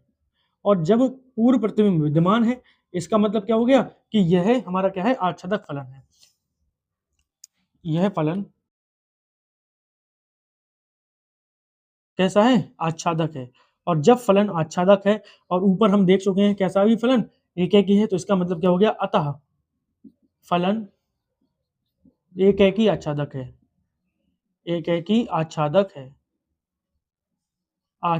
है। ठीक है, तो ये हमारा इसका सॉल्यूशन हो गया। अगला प्रश्न क्या दे रखा है हमें कि यदि फलन f n से n में, यानी कि नेचुरल नंबर से नेचुरल नंबर में फलन है, एफ एक्स बराबर दे रखा है x-1 for all x greater than 2, यानी कि x जो है अगर 2 से बड़ा है तो उसके लिए फंक्शन ये वाला है, द्वारा परिभाषित है, और f1 बराबर है f2 के बराबर है 1 के, है ना? तब हमें f बताना है क्या है इन चारों में से। तो देखो, इस प्रश्न के लिए पहले हम फंक्शन ठीक से लिखते हैं। अभी आपको ये फंक्शन समझ में नहीं आ रहा होगा, है ना? ये क्या-क्या दे रखा है, दो तीन चीजें दे रखी है इसमें। तो सॉल्यूशन हम अपना कर रहे हैं कौन से प्रश्न का? 7वां प्रश्न। देखो, अगर f(x) को सही से समझे यहाँ पर, तो हमें क्या दे रखा है? देखो, फंक्शन दे रखा है x-1 किसके लिए? जब x बड़ा है किससे? 2 से, और एक वैल्यू दे रखी कब? जब f जो है 1 है या फिर 2 है। तो इसका मतलब क्या है? x जो है 1 है या फिर 2 है। इसका मतलब क्या है कि वैल्यू 1 है। कब है वैल्यू 1? जब x कैसा है? छोटा है या बराबर है किसके? 2 के। यही तो हुआ इसका मतलब। अब इसमें बताओ क्या-क्या आएगा? क्योंकि ये फंक्शन जो है कहां से कहां तक, वही फंक्शन जो है वो f कहां से कहां तक है? नेचुरल नंबर से नेचुरल नंबर में। तो अब समझ लो, x से छोटी कितनी वैल्यू उपस्थित होंगी? x की 2 से छोटी कितनी वैल्यू उपस्थित होंगी? तो एक तो 1 है और एक 2 है, और कोई वैल्यू होगी नहीं। दूसरी चीज हमें दे रखी है कि अगर x 2 से बड़ा है, अगर x कैसा है? 2 से बड़ा, तो उसके लिए जो हमें फंक्शन दे रखा है वो दे रखा है x-1। तो यहां पर हम लिख दे रहे हैं x-1। ठीक है भाई? तो ये हमारा फंक्शन हो गया। अब इसको हमें बताना है कि आच्छादक है या एक है या क्या है ना? तो मैंने यहाँ पर क्या करा भाई, यहाँ पर लिखना शुरू कर दिया कि इसका सबसे पहले क्या चेक करेंगे हम? एक एक ही लिखते हैं भाई। तो एक ही के लिए हम क्या लिखते हैं? जो हम पहले लिखे थे हमने वो अब लिख दे रहे हैं। लेकिन यहाँ पर देखो, एक बार दे ही रखी है तो हम इस वाली वैल्यू को काम में लेते हैं। क्या हमें जो दे रखा है f1 हो या f2 हो, दोनों पर ही मान कितना है? 1 है। तो हमें यहाँ पर दे रखा है, हम यहाँ पर मान लेंगे, माना x बराबर x1 बराबर 1 तथा x2 बराबर 2 मान लिया। सही है भाई? ठीक है। तो यहां पर हमें दे रखा है कि f1 हो या फिर f2 हो, दोनों पर ही मान बराबर है। कितना है? 1 है। ठीक है। तो देखो, f1 और f2 दोनों पर वैल्यू बराबर दे रखी है, लेकिन मुझे बताओ क्या f1 और 2 दोनों बराबर होते हैं क्या? नहीं होते। तो मैं यहां पर लिखूंगा 1 बराबर नहीं है किसके? 2 के, है ना? यहाँ पे लिख देंगे, लेकिन 1 बराबर नहीं है किसके? 2 के। इसका मतलब क्या हुआ कि fx1 बराबर तो है किसके? fx2 के, लेकिन x1 बराबर नहीं है किसके? x2 के। तो क्या लिख देंगे कि यह फलन एकेकी नहीं है। देखो कितना आसान है भाई, यह फलन एकेकी नहीं है, एकेकी नहीं है। ठीक है। इसके बाद में भाई नंबर दूसरा पॉइंट, मतलब बी कैसे करते हैं भाई? आच्छादक। आच्छादक का मतलब क्या है कि भाई प्रत्येक का पूर्व प्रतिबिंब हमें मिलना चाहिए। तो पूर्व प्रतिबिंब मिलना चाहिए, तो हम यहाँ पर क्या करेंगे? कुछ चीजें चेक कर लेते हैं, या फिर हम पुराने वाले तरीके से। देखो, दो का एक का पूर्व प्रतिबिंब तो हमें मिल गया, एक का पूर्व प्रतिबिंब कितना है? 2 है और 1 है। ठीक है। बाकी नंबर के लिए अगर हम चेक करना चाहें तो हम यहाँ पर देख सकते हैं, x से कितनी बड़ी? 2 बड़ी वस्तुओं के लिए। तो हम यहाँ पर लिख लेंगे, माना y बराबर क्या लिख लिया? fx। तो बताओ y बराबर क्या हो जाएगा? x-1। अगर मैं x की वैल्यू निकालूंगा तो बताओ यहाँ पर क्या मिलेगा? यहाँ पर मिलेगा y प्लस में 1, और बराबर किसके? x के। यही तो होगा। अब देखो वैल्यू रखो। देखो 1 और 2 रखेंगे नहीं, क्योंकि 1 और 2 के लिए अलग से वैल्यू दे रखी है, तो वो तो हो गई। अब हम ये किसके लिए चेक कर रहे हैं? x बड़ा है किससे? 2 से। अब बताओ, अगर मैं y की वैल्यू 2 रख दूं, तो तुम हमें पता है पहले से, उसके लिए चेक नहीं करेंगे हम। 2 से बड़े के लिए x की वैल्यू 2 से बड़े के लिए चेक करेंगे, जब 2 से बड़ा कोई वैल्यू है। तो अगर y की वैल्यू 2 रखूंगा, 2 और 1 3 हो जाएगा। y की वैल्यू 2 तो रख सकते हैं, है ना? तो 2 और 1 3, तो बताओ 2 और 1 3 हो जाएंगे। तो क्या 3 x में होगा? बिल्कुल है x में। 3 रख दो, 3 और 1 4, क्या 4 x में है? बिल्कुल है, नेचुरल नंबर है।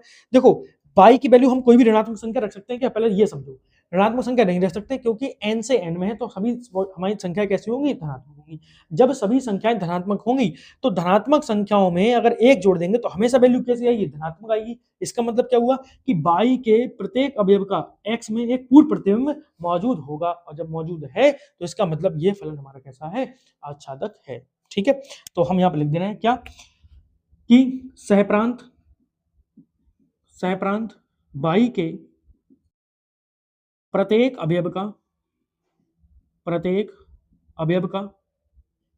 अवयव का किसमें? प्रांत x में एक पूर्व प्रतिबिंब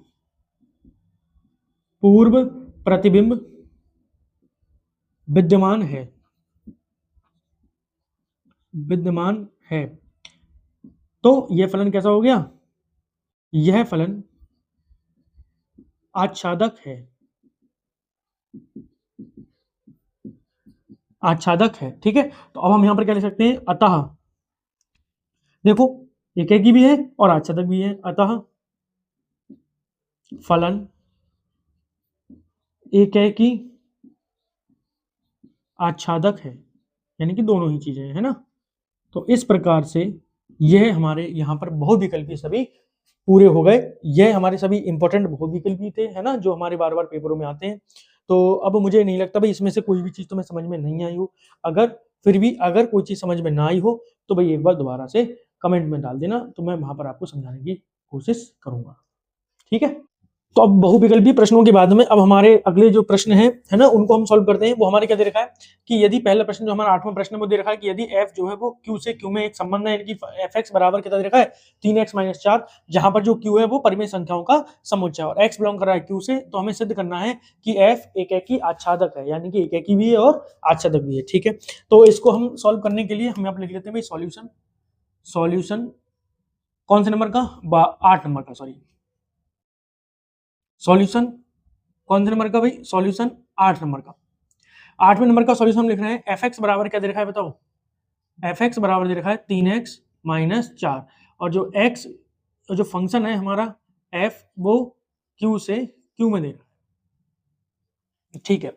अब देखिए ध्यान से कि हमें एक एक ही सिद्ध करना है, तो हम एक एक ही सिद्ध करने के लिए नंबर पहला एक एक ही लिख लेते हैं, एक एक ही। तो हमें पता है कि एक एक ही हम सिद्ध कैसे करते हैं, तो हम पहले तो मान लेते हैं, है ना, तो हम मान लेंगे माना x1 और x2 दोनों ही बिलोंग कर रहे हैं किससे, q से, है ना। तो यहां पर हम लिखेंगे तो fx1 बराबर किसके दे रखा है हमें, fx2 के दे रखा है। तो बताओ यहां से अब हम वैल्यू रख रहे हैं भाई, तो बताओ यहां पर x1 वैल्यू रखेंगे तो क्या आएगा, 3x1 - 4 बराबर 3x2 - 4, है ना, यही तो आएगा, ठीक है। अब देखो भाई 4 से क्या चीज कैंसिल हो जाएगा, ये 4 कैंसिल हो जाएगा, 3x1 बराबर बचेगा 3x2 के, ठीक है। अब देखो 3 से क्या कट जाएगा, 3 कट जाएगा, तो x1 बराबर क्या आ जाएगा, x2 आ जाएगा। अब देखो x1 बराबर x2 आ गया यहाँ से, तो इसका मतलब क्या हो गया, ये जो फलन हमारा है वो कैसा है, हमारा एक ही फलन, तो हम लिख देंगे यह एक ही फलन है, एक ही फलन है, ठीक है। तो एक ही फलन हमने सिद्ध कर दिया, ठीक है। अब अगला जो हमें पॉइंट इसमें सिद्ध करना है वो कौन सा सिद्ध करना है, आच्छादक। तो आच्छादक के लिए सीधा सिंपल सा हम क्या करेंगे, बाई बराबर मान लेंगे, माना बाई बराबर एफ एक्स। अब देखो बाई बराबर एफ एक्स मान रहे हैं, तो एफ एक्स की जो वैल्यू दे रखी है वो हमें क्या दे रखी है बताओ, 3x - 4 दे रखी है, तो एफ एक्स बराबर रहेगा 3x - 4, 3x - 4, ठीक है। अब y बराबर 3x - 4 हो गया, हमने बताया था कि यहाँ से किसकी वैल्यू निकालते हैं, x की वैल्यू निकालने के लिए 4 इधर आएंगे, तो ये हो जाएगा y और प्लस में 4 बराबर में 3x। अब x की वैल्यू निकालने के लिए 3 बटे में आएंगे, तो ये आएगा y प्लस में 4 और बटे में कितना 3 और बराबर में x। अब देखो यहां पर मैं एक बात ये समझनी है कि ये दोनों परिमेय संख्याएं x और y की हम कोई भी वैल्यू रख दें, ये पूरा जो पार्ट है, ये जो पूरा पार्ट है, ये हमेशा क्या रहेगा, परिमेय संख्या ही तो रहेगा, ठीक है। अब बाई की कोई भी वैल्यू रख दो, मान लो बाई की वैल्यू तुमने 2 रख दी, तो 2 और 4 6 बटे में 3, तो 6 बटे में 3 यानी कि 2 आ जाएगा, तो 2x में बिलोंग करेगा, है ना, 2x क्या है, परिमेय संख्या है। तो बाई की कुछ भी वैल्यू रख दो, ये हमेशा पार्ट पूरा क्या रहेगा, परिमेय संख्या रहेगा, और x हमारी क्या है, परिमेय संख्या है। तो यानी कि बाई के प्रत्येक अवयव के लिए, यानी कि सहप्रांत के प्रत्येक अवयव के लिए हमें x में पहले से कोई भी मान वहां पर उपस्थित मिलेगा, है ना। तो इसका मतलब क्या हो गया, हम यहाँ पर लिख सकते हैं, अतः यहाँ पर क्या लिखेंगे भाई कि सहप्रांत बाई के प्रत्येक अवयव के लिए प्रांत x में एक प्रतिबिंब विद्यमान है, ठीक है भाई।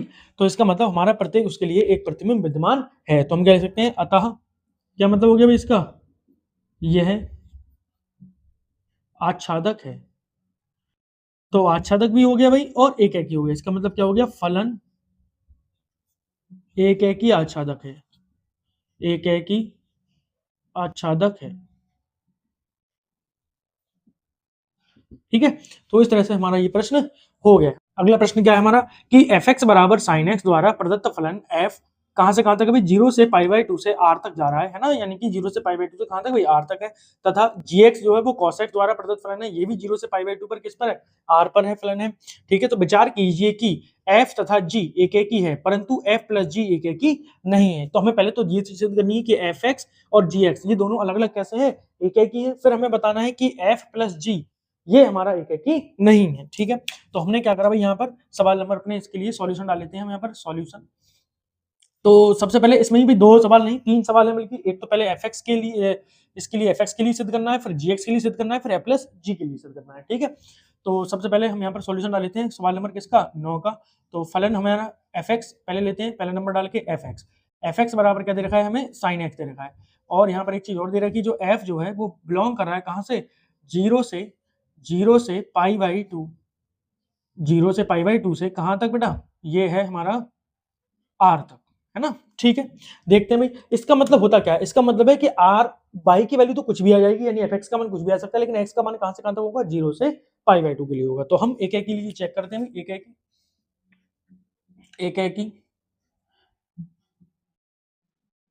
एक ही है ना। तो एक एक के लिए भाई देख रहे हैं, एक ही गलत लिखा है, चलो भाई एक ही। तो एक के लिए भी देखो भाई, हम यहां पर मान ले रहे हैं क्या, माना दो वैल्यू ले रहे हैं, कौन सी, x1 ले रहे हैं, एक कौन सी ले रहे हैं, x2 ले रहे हैं, और दोनों ही हमारी बिलोंग कर रहे हैं किससे, 0 से पाई बाई 2। ठीक है, और हमने यहाँ पर मान लिया कि fx1 जो है वो बराबर है किसके, fx2 के। ठीक है भाई, इतनी बात मान ली। अब जरा बताओ, इसका मतलब x1 यहाँ पर रखेंगे हम साइन x में, तो ये हो जाएगा साइन x1 हो जाएगा, और यहाँ पर रखेंगे तो ये हो जाएगा साइन x2 हो जाएगा, है ना, यही तो होगा। ठीक है, अब जरा बताओ बात कि साइन की वैल्यू कहां से, 0 से पाई बाई 2 में, क्या कभी भी वैल्यू को रिपीट होती है भाई, साइन की वैल्यू 0 से पाई बाई 2 पे कभी रिपीट होगी। तो हमें पता है कि हमने 10th क्लास में टेबल पढ़ी थी साइन की, तो साइन की वैल्यू 0 से पाई बाई 2 यानी कि 0 से 90 के बीच में कभी भी रिपीट नहीं होगी, है ना। जब रिपीट नहीं होगा मान, इसका मतलब क्या हो गया, प्रत्येक मान अपना यूनिक होगा। यूनिक का मतलब क्या है कि साइन x1 की जो वैल्यू है, अगर वही साइन x2 की वैल्यू आ रही है, इसका मतलब क्या है, x1 और x2 दोनों कैसे हैं, बराबर है ना। तो मैं यहाँ पर लिख दूंगा कि x बिलोंग्स टू 0 से है ही, तो यहाँ पर हम लिखेंगे क्या, x1, तो क्या लिख देंगे भाई, x1 जो है वो बराबर है किसके, x2 के। और अगर ये दोनों बराबर आ गए, इसका मतलब क्या हो गया, अतः fx कैसा है बेटा, एक ही है, एक ही है। ठीक है भाई, तो अब नंबर 2 पार्ट डाल लेते हैं। नंबर 2 पार्ट हमारा क्या है बताओ, नंबर 2 पे दे रखा है gx बराबर cos x, है ना, ये दे रखा है। और ये भी जो है फलन हमारा 0 से कहां तक है, पाई बाई 2 पर है। ठीक है, अब देख लो, तो यहां पर भी हम क्या सिद्ध करेंगे भाई, एक ही। तो सबसे पहले एक ही के लिए कर लेते हैं। तो एक ही के लिए भी क्या करना है हमें, हम यहाँ पर मान लेंगे, क्या मानेंगे, माना x1 और x2 दोनों बिलोंग कर रहे हैं किससे, 0 से पाई बाई 2 पर, है ना, ये तो हुआ। ठीक है, तो हम क्या लिख रहे हैं यहाँ पर, जी x1 बराबर है किसके, जी x2 के। इसका मतलब क्या हो गया, cos x1 बराबर है किसके, cos x2 के। अब अगर ये दोनों चीजें बराबर हैं, तो इसका मतलब क्या हुआ कि भाई देखो, फिर से वही बात आ गई कि 0 से पाई बाई 2 में cos भी कभी भी वैल्यू का रिपीट करेगा, कभी भी वैल्यू रिपीट नहीं करेगा। इसका मतलब क्या हुआ कि अगर ये दोनों वैल्यू बराबर है, इसका मतलब x1 जरूर बराबर होगा किसके, x2 के। और यही हमारा बता रहा है क्या, कि ये फलन भी कैसा है, एक ही। अतः gx एक ही है। ठीक है, तो एक ही हो गया। अब इसके बाद में अब हमें अपना तीसरा चीज देखना है। तीसरी चीज हमें दे रखी वो क्या है, f प्लस जी हमें बतानी कि एक ही है या फिर नहीं है, बल्कि सिद्ध करना है कि एक ही नहीं है। तो तीसरे पॉइंट के लिए हम देख ले रहे हैं, तीसरा पॉइंट क्या है भाई हमारा, तीसरा पॉइंट है f प्लस जी, और मैं बाहर इसको लिख देता हूँ x, है ना, x ही तो होगा ये। ठीक है, तो इसका मतलब क्या होता है, इसका मतलब होता है कि एफ एक्स प्लस जी एक्स, इसका मतलब क्या हो गया, साइन एक्स और प्लस कॉस एक्स।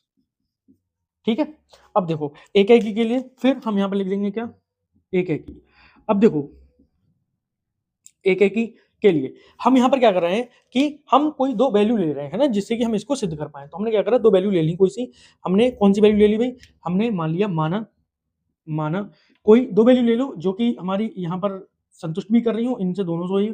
तो देखो हमने क्या करा, इन दोनों की जो लास्ट वाली, ये शुरुआत की लास्ट वाली वैल्यू भी मान ली, है ना। हमने यहाँ पर मान लिया x1 बराबर क्या मान लिया हमने, 0, तथा x2 बराबर क्या मान लिया बेटा, पाई बाई 2। ठीक है। तो x1 बराबर 0 और x2 बराबर पाई बाई 2 मान लिया। तो इसका मतलब क्या है, तो अब हम यहाँ पर देख रहे हैं कि भाई देखो, अगर मैं वैल्यू निकाल रहा हूँ किसकी, f प्लस जी x1 की, है ना, तो बताओ क्या मिलेगी। तो यहाँ पर बात समझना भाई कि ये वैल्यू मैं डायरेक्ट लगा रहा हूँ, यहाँ पर क्या आएगा, साइन x बनाएगा प्लस कॉस x बनाएगा। तो बताओ साइन x1 का मतलब sine zero plus cos zero. अब बताओ साइन जीरो की वैल्यू 0, कॉस जीरो की वैल्यू 1, तो ये मान कितना आ गया हमारा, 1 आ गया। ठीक है। अब दूसरी वैल्यू के लिए करते हैं, किसके लिए भाई, f प्लस जी और x2 के लिए। तो बताओ x2 वैल्यू क्या थी हमारी, तो x2 जो वैल्यू थी वो थी पाई बाई 2, तो यहाँ पर हो जाएगा साइन पाई बाई 2, या मैं डायरेक्ट पहले लिख लेता हूँ, पहले साइन x2 लिख लिया प्लस कॉस x2 लिख लिया बराबर साइन पाई बाई 2 हो गया प्लस कॉस पाई बाई 2 हो गया। अब जरा बताओ sine pi by 2, sine pi by 2 का मतलब क्या है, 90 डिग्री। ठीक है। और साइन 90 का मान कितना होता है बताओ, 1 होता है। और कॉस 90 का मान कितना होता है भाई, कॉस 90 का मान 0 होता है। तो इसका मतलब क्या हो गया, ये वैल्यू भी क्या आ गई भाई, 1 प्लस 0 यानी कि 1 आ गई। अब हमने देखा कि x1 और x2 हमने दोनों अलग-अलग वैल्यू ली थी, लेकिन इनके मान कैसे आ गए, बराबर आ गए। तो मैं यहाँ पे क्या लिखूंगा कि f प्लस जी और साथ में x1 का मान बराबर आया f प्लस जी और साथ में किसके, x2 के। ठीक है। लेकिन लेकिन क्या x1 बराबर x2 के है, x1 0 था, ये 0 नहीं, ये पाई बाई 2 था, तो x1 बराबर नहीं है किसके, x2 के। इसका मतलब क्या हो गया कि यह जो फलन है वो हमारा एक ही नहीं है। तो हम लिख देंगे कि f प्लस जी एक्स एक ही नहीं है। तो यही चीज हमें क्या करनी थी भाई, सिद्ध करनी थी, और हमने सिद्ध कर दी, है ना। अगला सवाल क्या है हमारा, कि सिद्ध कीजिए कि एक ही फलन f 2,3,4 से 2,3,4 में ही है ना, ये कैसा है, आच्छादक है। ये यानी कि हमें सिद्ध करना है ये फलन आच्छादक है, हमें दे रखा है कि ये फलन कैसा है, एक ही है। तो हम यहाँ पर लिखते हैं भाई, इसको सॉल्व करने के दो तरीके हैं। मैं आपको एक तरीका समझा दे रहा हूँ, दूसरा तरीका, एक तरीका तो करके बता दे रहा हूँ, दूसरा तरीका आपको समझा दूंगा कि आप उस तरीके से भी इसको कर सकते हैं। ठीक है। तो मैंने यहाँ पर क्या लिखा, मैंने यहाँ पर लिखा कि सॉल्यूशन, हम सॉल्यूशन कर रहे हैं भी इसका, हमें एक फलन दे रखा है, हमें फलन क्या दे रखा है, फलन जो है वो f है, और वो कहां से कहां तक है, 2,3,4 से कहां पर है बेटा, 2,3,4 में। ठीक है। तो मैंने मान लीजिए जो फलन है वो a से b में है ना। a से b का मतलब क्या है कि a में भी 3 अवयव है और b में भी कितने अवयव है, 3 अवयव है। हमें दिया क्या है, हमें दे रखा है, दिया है क्या दे रखा है कि फलन जो है वो एक है, फलन एक ही है। अब एक बात बताओ भाई, अगर यह फलन एक ही है तो एक ही का मतलब क्या होता है, एक ही का मतलब होता है कि a के प्रत्येक अवयव का b में एक प्रतिबिंब होगा। एक ही का यही तो मतलब होता है कि एक अवयव एक से जाके जुड़ जाएगा, तो वो फलन कैसा होता है, एक ही होता है। तो इसका मतलब क्या हुआ, मैं यहाँ पे लिखूंगा कि a में 3 अवयव हैं, तो a में 3 अवयव हैं,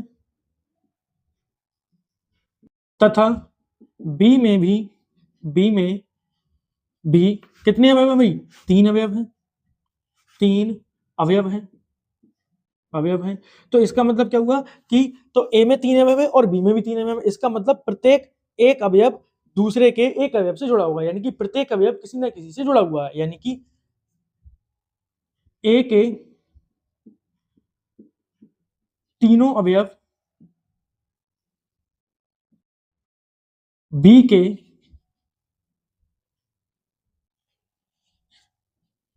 किसी ना किसी अवयव से जुड़े हैं।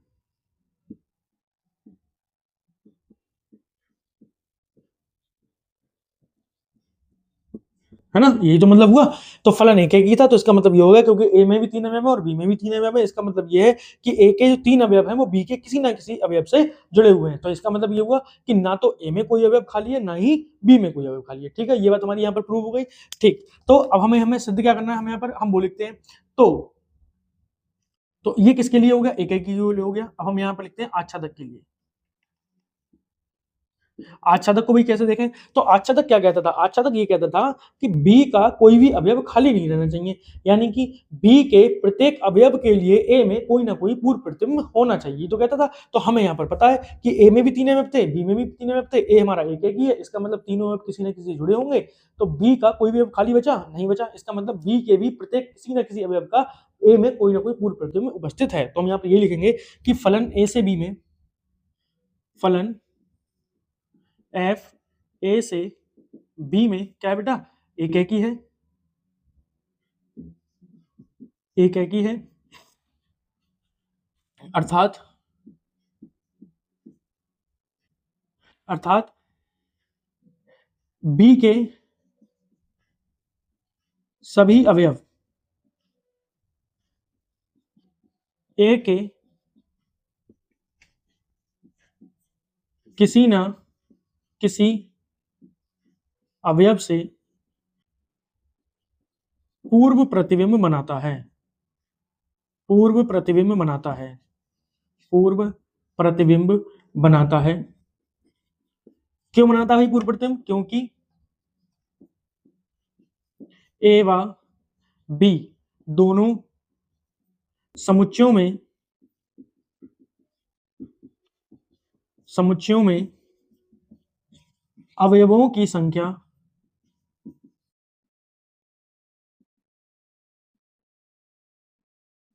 समान, कितनी है भाई? समान, 3 है। तो ये बात अब हमारे समझ में आ गई है ना। तो हम क्या लिख सकते हैं? अतः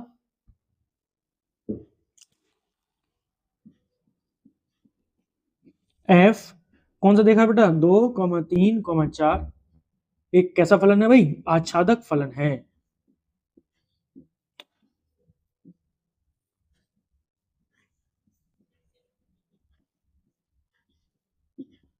ठीक है, तो मेरे ख्याल से भाई समझ में तो ये बात आ गई होगी आपके, क्योंकि क्यों अच्छा तक है, क्योंकि हमारे 3 अवयव थे, तो तीनों अवयव एक एक ही है, तो इसका मतलब है कि कोई ना किसी अवयव से जुड़े होंगे। जब जुड़े होंगे तो इसका मतलब हो गया कि ए का कोई खाली नहीं होगा, ए का कोई खाली नहीं है और एक ही जगह जुड़ रहा है, तो इसका मतलब एक ही है, इसीलिए तो है ये ऐसा। तो इसका मतलब बी के प्रत्येक किसी ना किसी अवयव से जुड़ा होगा, तो बी का भी कोई अवयव खाली नहीं होगा। और यही बात हमारे काम किसमें आई? आच्छादक में काम आई, कि अगर बी का कोई अवयव खाली नहीं है तो इसका मतलब ये है कि फलन हमारा कैसा है? आच्छादक है। तो मेरे ख्याल से आपको ये सवाल समझ में आ गया होगा, है ना। अब इस सवाल को करने का एक दूसरा तरीका और भी है ना। तो दूसरा तरीका क्या है इस सवाल को करने का? कि ये तो हमारा थ्योरेटिकल वे था। दूसरा तरीका ये है कि आप इसके क्या करिए, एक एक ही फलन के तीर आरेख बना लीजिए। जितने भी तीर आरेख बनेंगे फिर आप उसमें देखेंगे कि कोई भी फलन बी का कोई भी खाली नहीं होगा, तो उससे भी आप सिद्ध करके दिखा सकते हैं कि ये हमारा फलन कैसा है? आच्छादक है। ठीक है, अगला प्रश्न क्या है हमारा? हमें दे रखा है कि 11वां प्रश्न की सिद्ध कीजिए कि फलन एफ आर से आर प्लस में, आर प्लस का मतलब आप जानते हैं कि शून्य सभी कहने पॉजिटिव संख्याएं होंगी, है ना, शून्येतर पॉजिटिव संख्या होंगी। ठीक है, तो हम जो कह रहे हैं कि r प्लस में एफ एक्स बराबर ई की पावर एक्स हमें दे रखा है, द्वारा परिभाषित एक फलन एक एक ही है। हमें बताना है कि ये फलन कैसा है? एक एक ही फलन है। तो हम यहाँ पर सॉल्यूशन डाल लेते हैं भाई। सॉल्यूशन कौन सा सवाल का है? सवाल नंबर 11 का है। ठीक है, तो यहाँ पर जो हमें एफ एक्स दे रखा है वो लिख लेते हैं। एफ एक्स बराबर क्या दे रखा है? ई की पावर एक्स दे रखा है। ठीक है, और ये जो फलन है वो हमारा आर से किसमें है? आर प्लस में। ठीक है, अब सुनिए, तो हमें इसको चेक करना है एक एक ही। जब एक एक ही चेक करना है तो हम इसको एक एक ही चेक करने के लिए हम यहाँ पर क्या करेंगे? जो काम हम पहले कर रहे थे सेम काम अब करेंगे। हम क्या करेंगे? मान लेंगे, माना x1 x2 दोनों बिलोंग कर रहे हैं किससे? r से बिलोंग कर रहे हैं, है ना, r से बिलोंग कर रहे हैं। तो यहाँ पर हम क्या लिखेंगे भाई? x1 और x2 बिलोंग करते हैं, तो fx1 बराबर होता है किसके? fx2 के होता है। ठीक है, तो इसका मतलब क्या है कि भाई e की पावर x1 बराबर होगा किसके? e की पावर x2 के। अब हमें लेकर क्या आना है? x1 बराबर x2। तो इसके लिए अब हम यहाँ पर एक काम कर रहे हैं, हम क्या कर रहे हैं? दोनों ओर लॉग ले लेते हैं, दोनों ओर लॉग लेने पर, लॉग लेने पर, तो अगर हम लॉग ले लेंगे भाई दोनों ओर, तो यहां पर क्या मिलेगा? यहां मिलेगा हमें लॉग ई की पावर x1 बराबर लॉग ई की पावर x2। ठीक है भाई। अच्छा देखो, हमें पता है कि लॉग जब लिया है तो हमें बेस हमारा क्या होगा? ई होगा, और लॉग ई बेस से ई हमारा इसकी वैल्यू क्या होती है? 1 होती है। और दूसरी बात क्या है कि x1 कहाँ जाएगा? आगे। अब देखो इसकी वैल्यू तो 1 होगी और x1 आगे आ जाएगा, पावर आगे आ जाती है लॉग में, तो यहाँ हमें बचेगा क्या हमारा? x1। अगर आपको समझ में नहीं आए तो मैं एक बार लिख देता हूँ, है ना, x1 लॉग बेस में ई चल रहा है और यहाँ पर ई है बराबर में, है ना, लो मैं यहाँ पर भी लिख देता हूँ अगर समझ में नहीं आ रहा तो। x2 फिर आगे आ जाएगा x2, और यहाँ पर हो गया लॉग ई, और यहाँ पर भी क्या बेटा? ई, इसकी वैल्यू 1, इसकी वैल्यू 1, तो बचा क्या बताओ? x1 बराबर x2, है ना। ये हमें बच गया, तो यही हमें सिद्ध करना था कि x1 बराबर x2 आ जाएगा, तो हम लिख देंगे अतः फलन कैसा। प्रश्न अपना करते हैं, और इसका जो आखिरी प्रश्न है हमारा ये, है ना, संबंधित फलन के इस वाले प्रकार का। तो यहाँ पर क्या दे रखा है कि सिद्ध कीजिए कि f जो है r फंक्शन एक दे रखा है r से किसमें, -1 से 1 में, ठीक है। ये हमें फंक्शन दे रखा है, यानी कि इसका जो प्रांत है ये है, वो सह प्रांत है, वो ये वाला दे रखा है, ठीक है। तो fx की जो वैल्यू है वो दे रखी है ये वाली, है ना, मोड में x अपन में 1 प्लस मोड x द्वारा परिभाषित है। तो हमें बताना है ये फलन एकेकी अच्छादक है, ये हमें सिद्ध करना है, ठीक है। तो हमने यहाँ पर क्या करा कि सवाल नंबर सॉल्यूशन करते हैं, भाई 12। अब देखो इस फलन के लिए पहले मैं फलन लिख लेता हूं। तो जो fx है वो बताओ, fx क्या है भाई हमारा, fx दे रखा है x अपॉन में 1 प्लस मोड x, है ना। और यहां पर जो फलन है वो f जो है वो r से किसमें है बेटा, मैं डायरेक्ट भी लिख सकता हूँ इसको, r से किसमें है, चलो ऐसे लिख लेते हैं, x बिलोंग कर रहा है r से सच दैट कि x जो है वो बिलोंग करेगा किससे, -1 से 1 में, है ना। ये हमें दे रखा है, ठीक है। चलो देखो, तो फलन यहाँ से यहाँ तक, अच्छा इसका मतलब क्या होता है वो भी समझ लेना चाहिए कि x देखो r से भी बिलोंग कर रहा है, इससे बिलोंग कर रहा है। इसका मतलब क्या है कि x r से बिलोंग कर रहा है, लेकिन x इस प्रकार है कि x की जो वैल्यू है वो -1 से 1 के बीच में है, और ना तो -1 है ना ही 1 है, क्योंकि यहाँ पर छोटे ब्रैकेट लग रहे हैं, है ना। और इसका मतलब ये होता है कि -1 से 1 के बीच में जितनी भी मान आने वाली है वो सभी यहाँ पर इसके x के होंगे, किसमें बेटा, सह प्रांत में, है ना। ये बात हमें याद रखनी है, ठीक है। तो अब देखो हम यहाँ पर सबसे पहले इसके लिए क्या सिद्ध करेंगे, एकेकी। अब देखो भाई एकेकी सिद्ध करने के लिए, क्योंकि यहाँ पर क्या दे रखा है, मोड x दे रखा है, और जब मोड x दे रखा है तो मोड x हमारी समस्या उत्पन्न करता है कहाँ के लिए, कि जब x की वैल्यू 0 से छोटी भी दे रखी हो, तो 0 से छोटी तो दे रखी है। तो इसका मतलब क्या है, अब हमें दो चीजें माननी पड़ेंगी। सबसे पहले अब हमें इसको दो कंडीशन यहाँ पर बनेंगी। हमारी जो पहली स्थिति है ना, यानी कि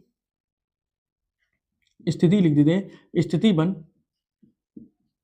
स्थिति फर्स्ट बनेगी। क्या बनेगी स्थिति फर्स्ट, कि माना x1 और x2 दोनों ही बड़े हैं किससे, 0 से, यानी कि पॉजिटिव है, ठीक है।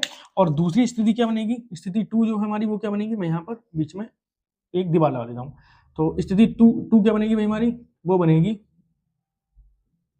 सेकंड स्थिति क्या बनेगी भाई, वो बनेगी कि x1 और x2 दोनों कैसे हो, छोटे हो।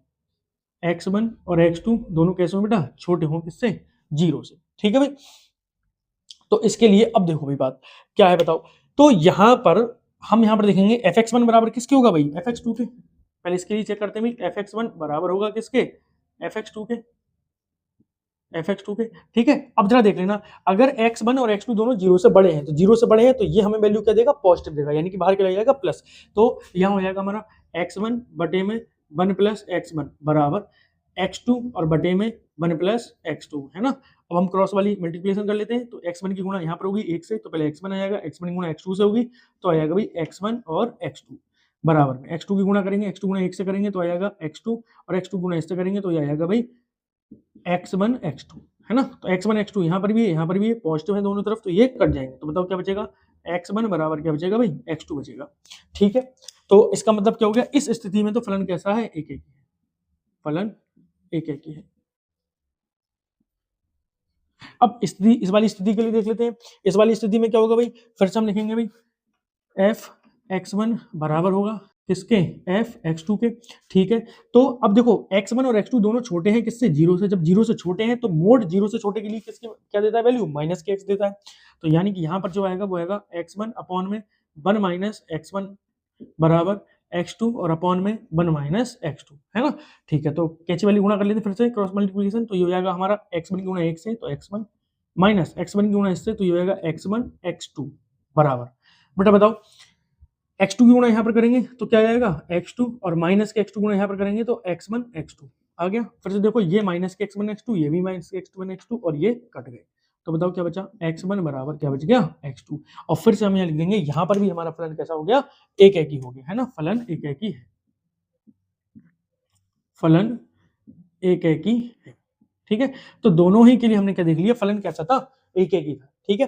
अब अगली स्थिति के लिए आ जाते हैं, है ना। तो अगली स्थिति इसमें और क्या बन सकती है, इसमें दो स्थितियां और बन सकती हैं। कौन कौन सी, एक तो ये बन सकती है कि x1 कैसा हो, 0 से बड़ा हो और x2 कैसा हो, 0 से छोटा हो। और एक हो सकती है कि x1 0 से छोटा हो और x2 0 से कैसा हो, बड़ा हो। और इन दोनों स्थितियों को जब हम हल करेंगे तो हम पाएंगे कि यहाँ पर ये फलन ही इस दोनों कंडीशन पर, जो कंडीशन मैंने अभी आपको बताई, कौन कौन सी, एक तो ये कि x1 बड़ा है किससे, 0 से, और x2 छोटा है 0 से। और एक कंडीशन कौन सी, कि x2 बड़ा है 0 से और x1 कैसा है, छोटा है 0 से। इन दोनों कंडीशन पर हमारे इन फलन का मान पॉसिबल नहीं होगा, यानी कि दोनों बराबर पॉसिबल नहीं होंगे। तो इसलिए मैं इन दोनों कंडीशन को यहाँ पर नहीं लिख रहा हूँ, आप चाहो तो वहां पर लिख सकते हो। इसी तरह से सॉल्व करेंगे जब x1 बढ़ा लेंगे 0 से, तो ये वाला पार्ट कैसा आएगा, हमारा पॉजिटिव आ जाएगा x1 वाला, इधर वाला। और x2 वाला कैसा आएगा, नेगेटिव आएगा, क्योंकि x2 कैसा है, 0 से छोटा है। तो वहां पर हम आगे चल के जब सॉल्व करके यहाँ पे लेकर आएंगे तो देखेंगे यहाँ पर हमारा ये फलन ही इन दोनों पर दोनों बराबर पॉसिबल नहीं है। तो इसलिए हम इनको अभी कंसीडर नहीं कर रहे हैं। आप चाहें तो उसमें दो कंडीशन और बढ़ा सकते हैं, ठीक है। चलिए, इसके बाद में अब हम चेक करते हैं भाई किसके लिए, आच्छादक के लिए। नंबर दूसरा जो हमारा टाइप रहेगा वो किसका रहेगा, आच्छादक का, आच्छादक का, ठीक है। अब देखो, आच्छादक के लिए भी हमारी दो कंडीशन बनेंगी। कौन सी, नंबर पहली स्थिति जो हमारी बनेगी, स्थिति पहली स्थिति क्या बनने वाली है, पहली स्थिति ये बनेगी कि अगर x जो है वो बड़ा है या बराबर है किससे, 0 से। दूसरी जो कंडीशन यहाँ पर बनेगी वो हमारी क्या बनेगी, कि x जो है वो छोटा है किससे, 0 से। दूसरी कंडीशन, ये पहली कंडीशन और ये हमारी दूसरी कंडीशन, ठीक है भाई। तो पहली कंडीशन और दूसरी कंडीशन में अंतर क्या रहेगा, तो यहाँ पर देखो, अगर x 0 से बड़ा रहेगा तो यहाँ पर हम मानेंगे माना माना y बराबर एफ एक्स के मानेंगे, है ना। तो y बराबर जब एफ एक्स मानेंगे तो y बराबर हमारा क्या आएगा बताओ, एफ एक्स। ये क्या आएगा भाई, जब 0 से बड़ा है तो उसके लिए यहाँ पर पॉजिटिव आएगा, यानी कि आ जाएगा x अपॉन में 1 प्लस एक्स, है ना। और इसको जब सॉल्व करेंगे तो यहाँ पर आ जाएगा y की गुणा प्लस में एक्स बाई बराबर में x आ जाएगा, है ना। अब x को दूसरी साइड में ले जा रहे हैं तो y बराबर हो जाएगा x माइनस एक्स बाई, यहाँ से x कॉमन लेंगे तो x आ जाएगा, वन माइनस बाई बचेगा, वो कहाँ जाएगा, नीचे। तो बाई अपॉन में वन माइनस बाई और बराबर में क्या आ गया भाई, x, ठीक है। इसी तरह हम इसको सॉल्व कर रहे हैं तो माना, यहाँ पर भी लिख ले रहे हैं माना y बराबर एफ एक्स, ठीक है। और लेकिन x कैसा है, 0 से छोटा है, तो y बराबर क्या आएगा बेटा, x और अपॉन में वन माइनस एक्स। इसको भी यहाँ पर सॉल्व कर रहे हैं तो यह जाएगा y बराबर में वो सॉरी y और माइनस का क्या, x बाई और बराबर में x वाई को उधर ले जाएंगे तो y बराबर हो जाएगा x और प्लस में x वाई। यहाँ से फिर से x कॉमन लेंगे तो बचेगा 1 प्लस वाई, तो वो 1 प्लस वाई कहाँ जाएगा, नीचे आ जाएगा, और बचेगा क्या यहाँ पर x, है ना। अब दोनों ही कंडीशन जो हम देख रहे हैं, इन दोनों कंडीशन में अगर मैं y की वैल्यू, क्योंकि y कहाँ से कहाँ तक बिलोंग कर रहा है बताओ, y जो है वो बिलोंग कर रहा है माइनस के 1 से प्लस के 1 तक, है ना। और जो कि हमारे माइनस 1 शामिल नहीं है और 1 भी शामिल नहीं है।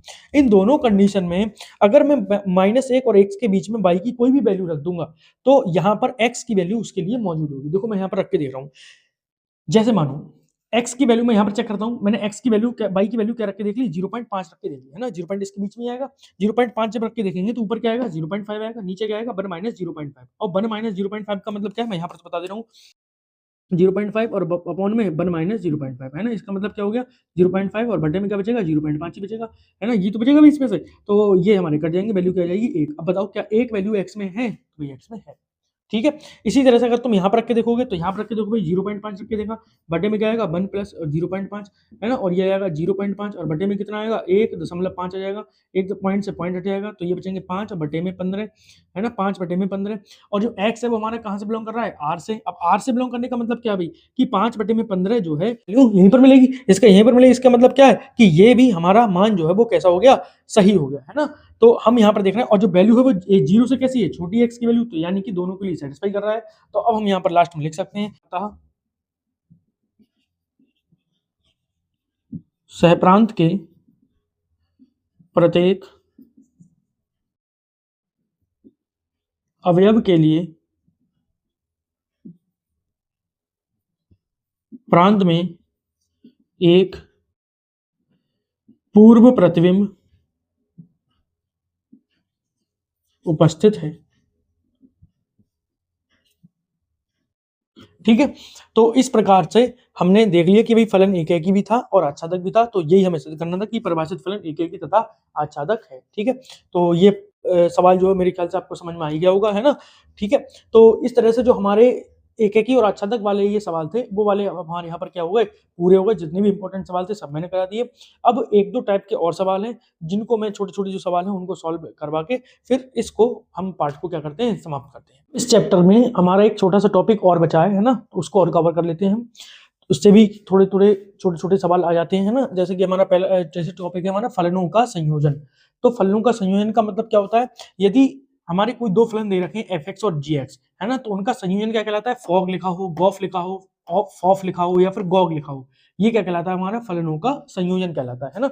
अब देखो फॉग लिखा है, तो फॉग का जो मतलब होता है उसको जो पढ़ते हैं वो क्या कहते हैं? g में f का संयोजन। पढ़ते उल्टा है ना? g में f का संयोजन। ऐसे गॉफ लिखा है तो इसको क्या पढ़ेंगे? f में g का संयोजन। फॉफ लिखा है इसको क्या पढ़ेंगे? f में f का संयोजन।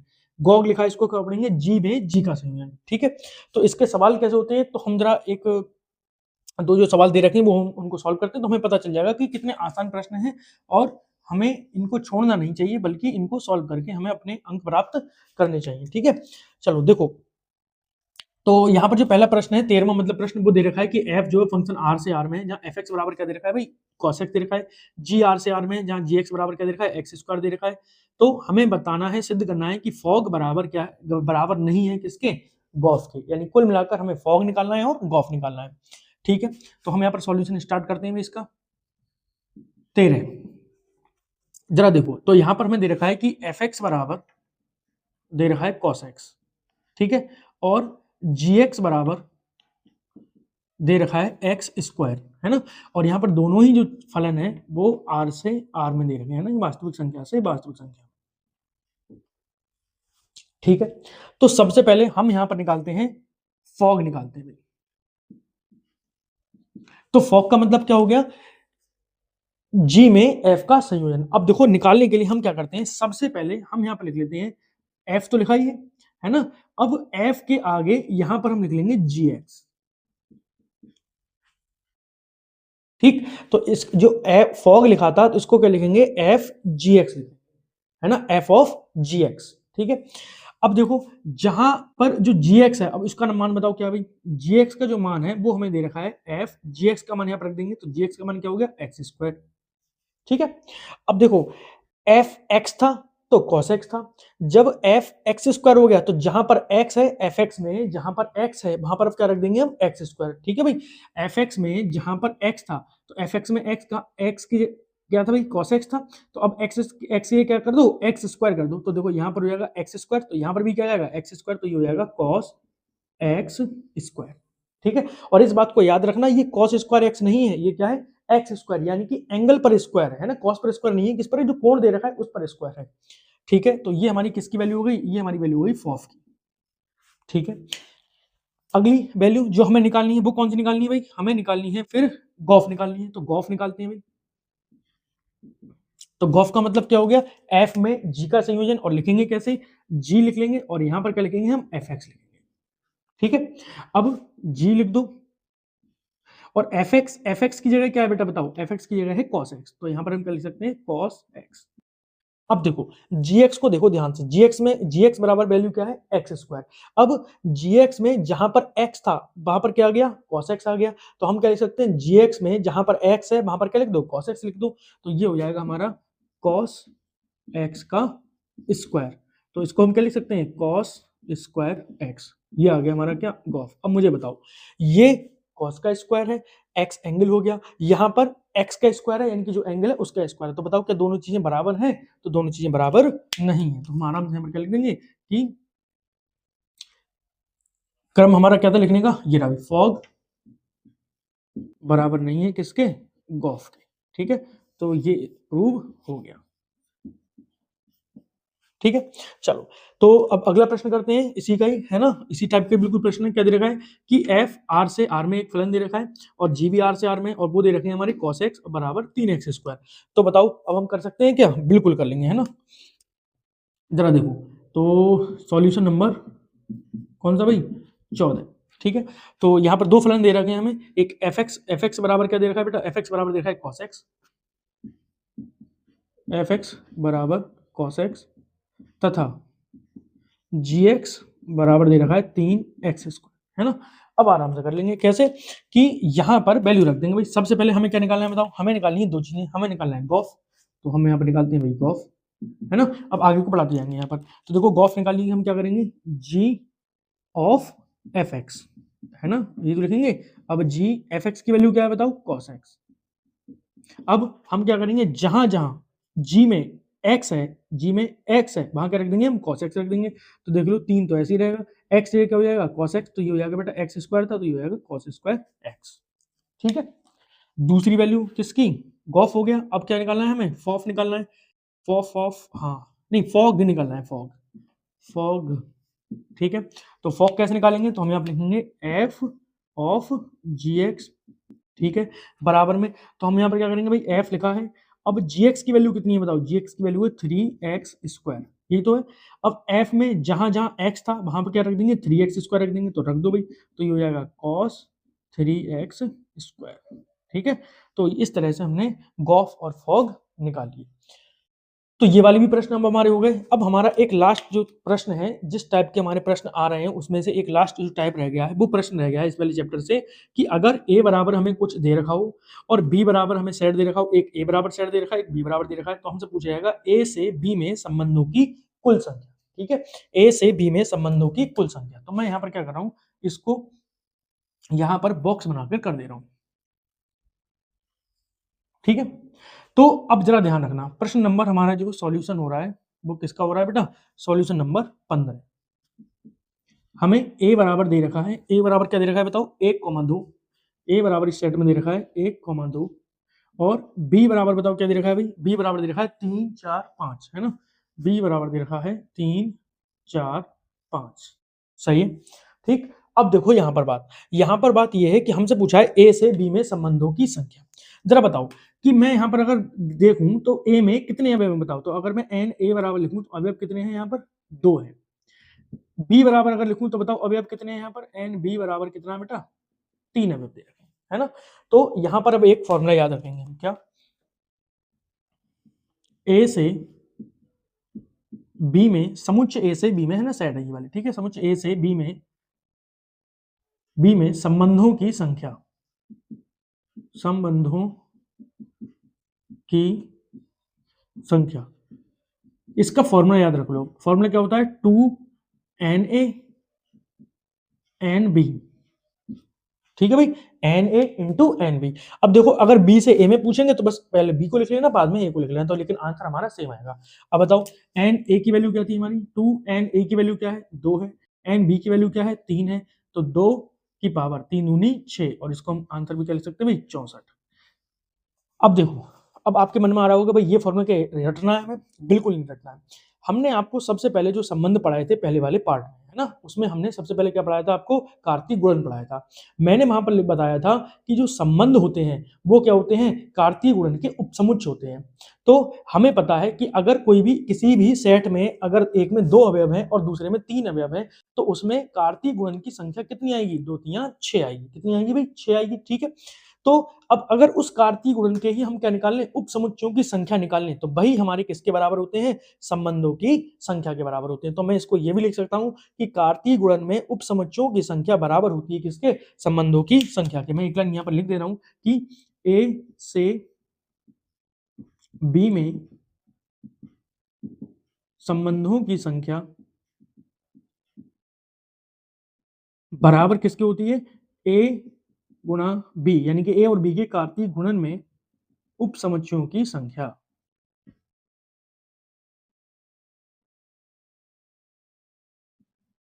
की संख्या की, ठीक है भाई।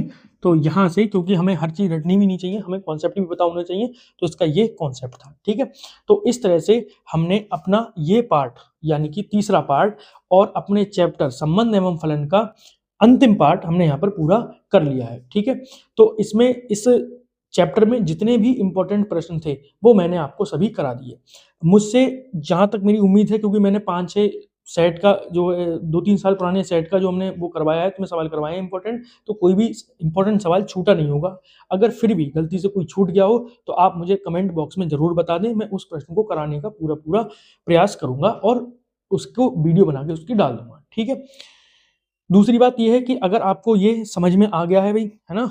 पूरी तरह से आपको अगर समझ में आ गया है, तो आप इस वीडियो को ज़्यादा से ज़्यादा शेयर करें, जिससे कि और भी बच्चों पर पहुँचे और यहाँ पर जिन बच्चों को पेपर में इस चैप्टर में दिक्कत आती है, वो भी अब दिक्कत का सामना ना करें और आराम से अपने इस चैप्टर के सवालों को कर सकें।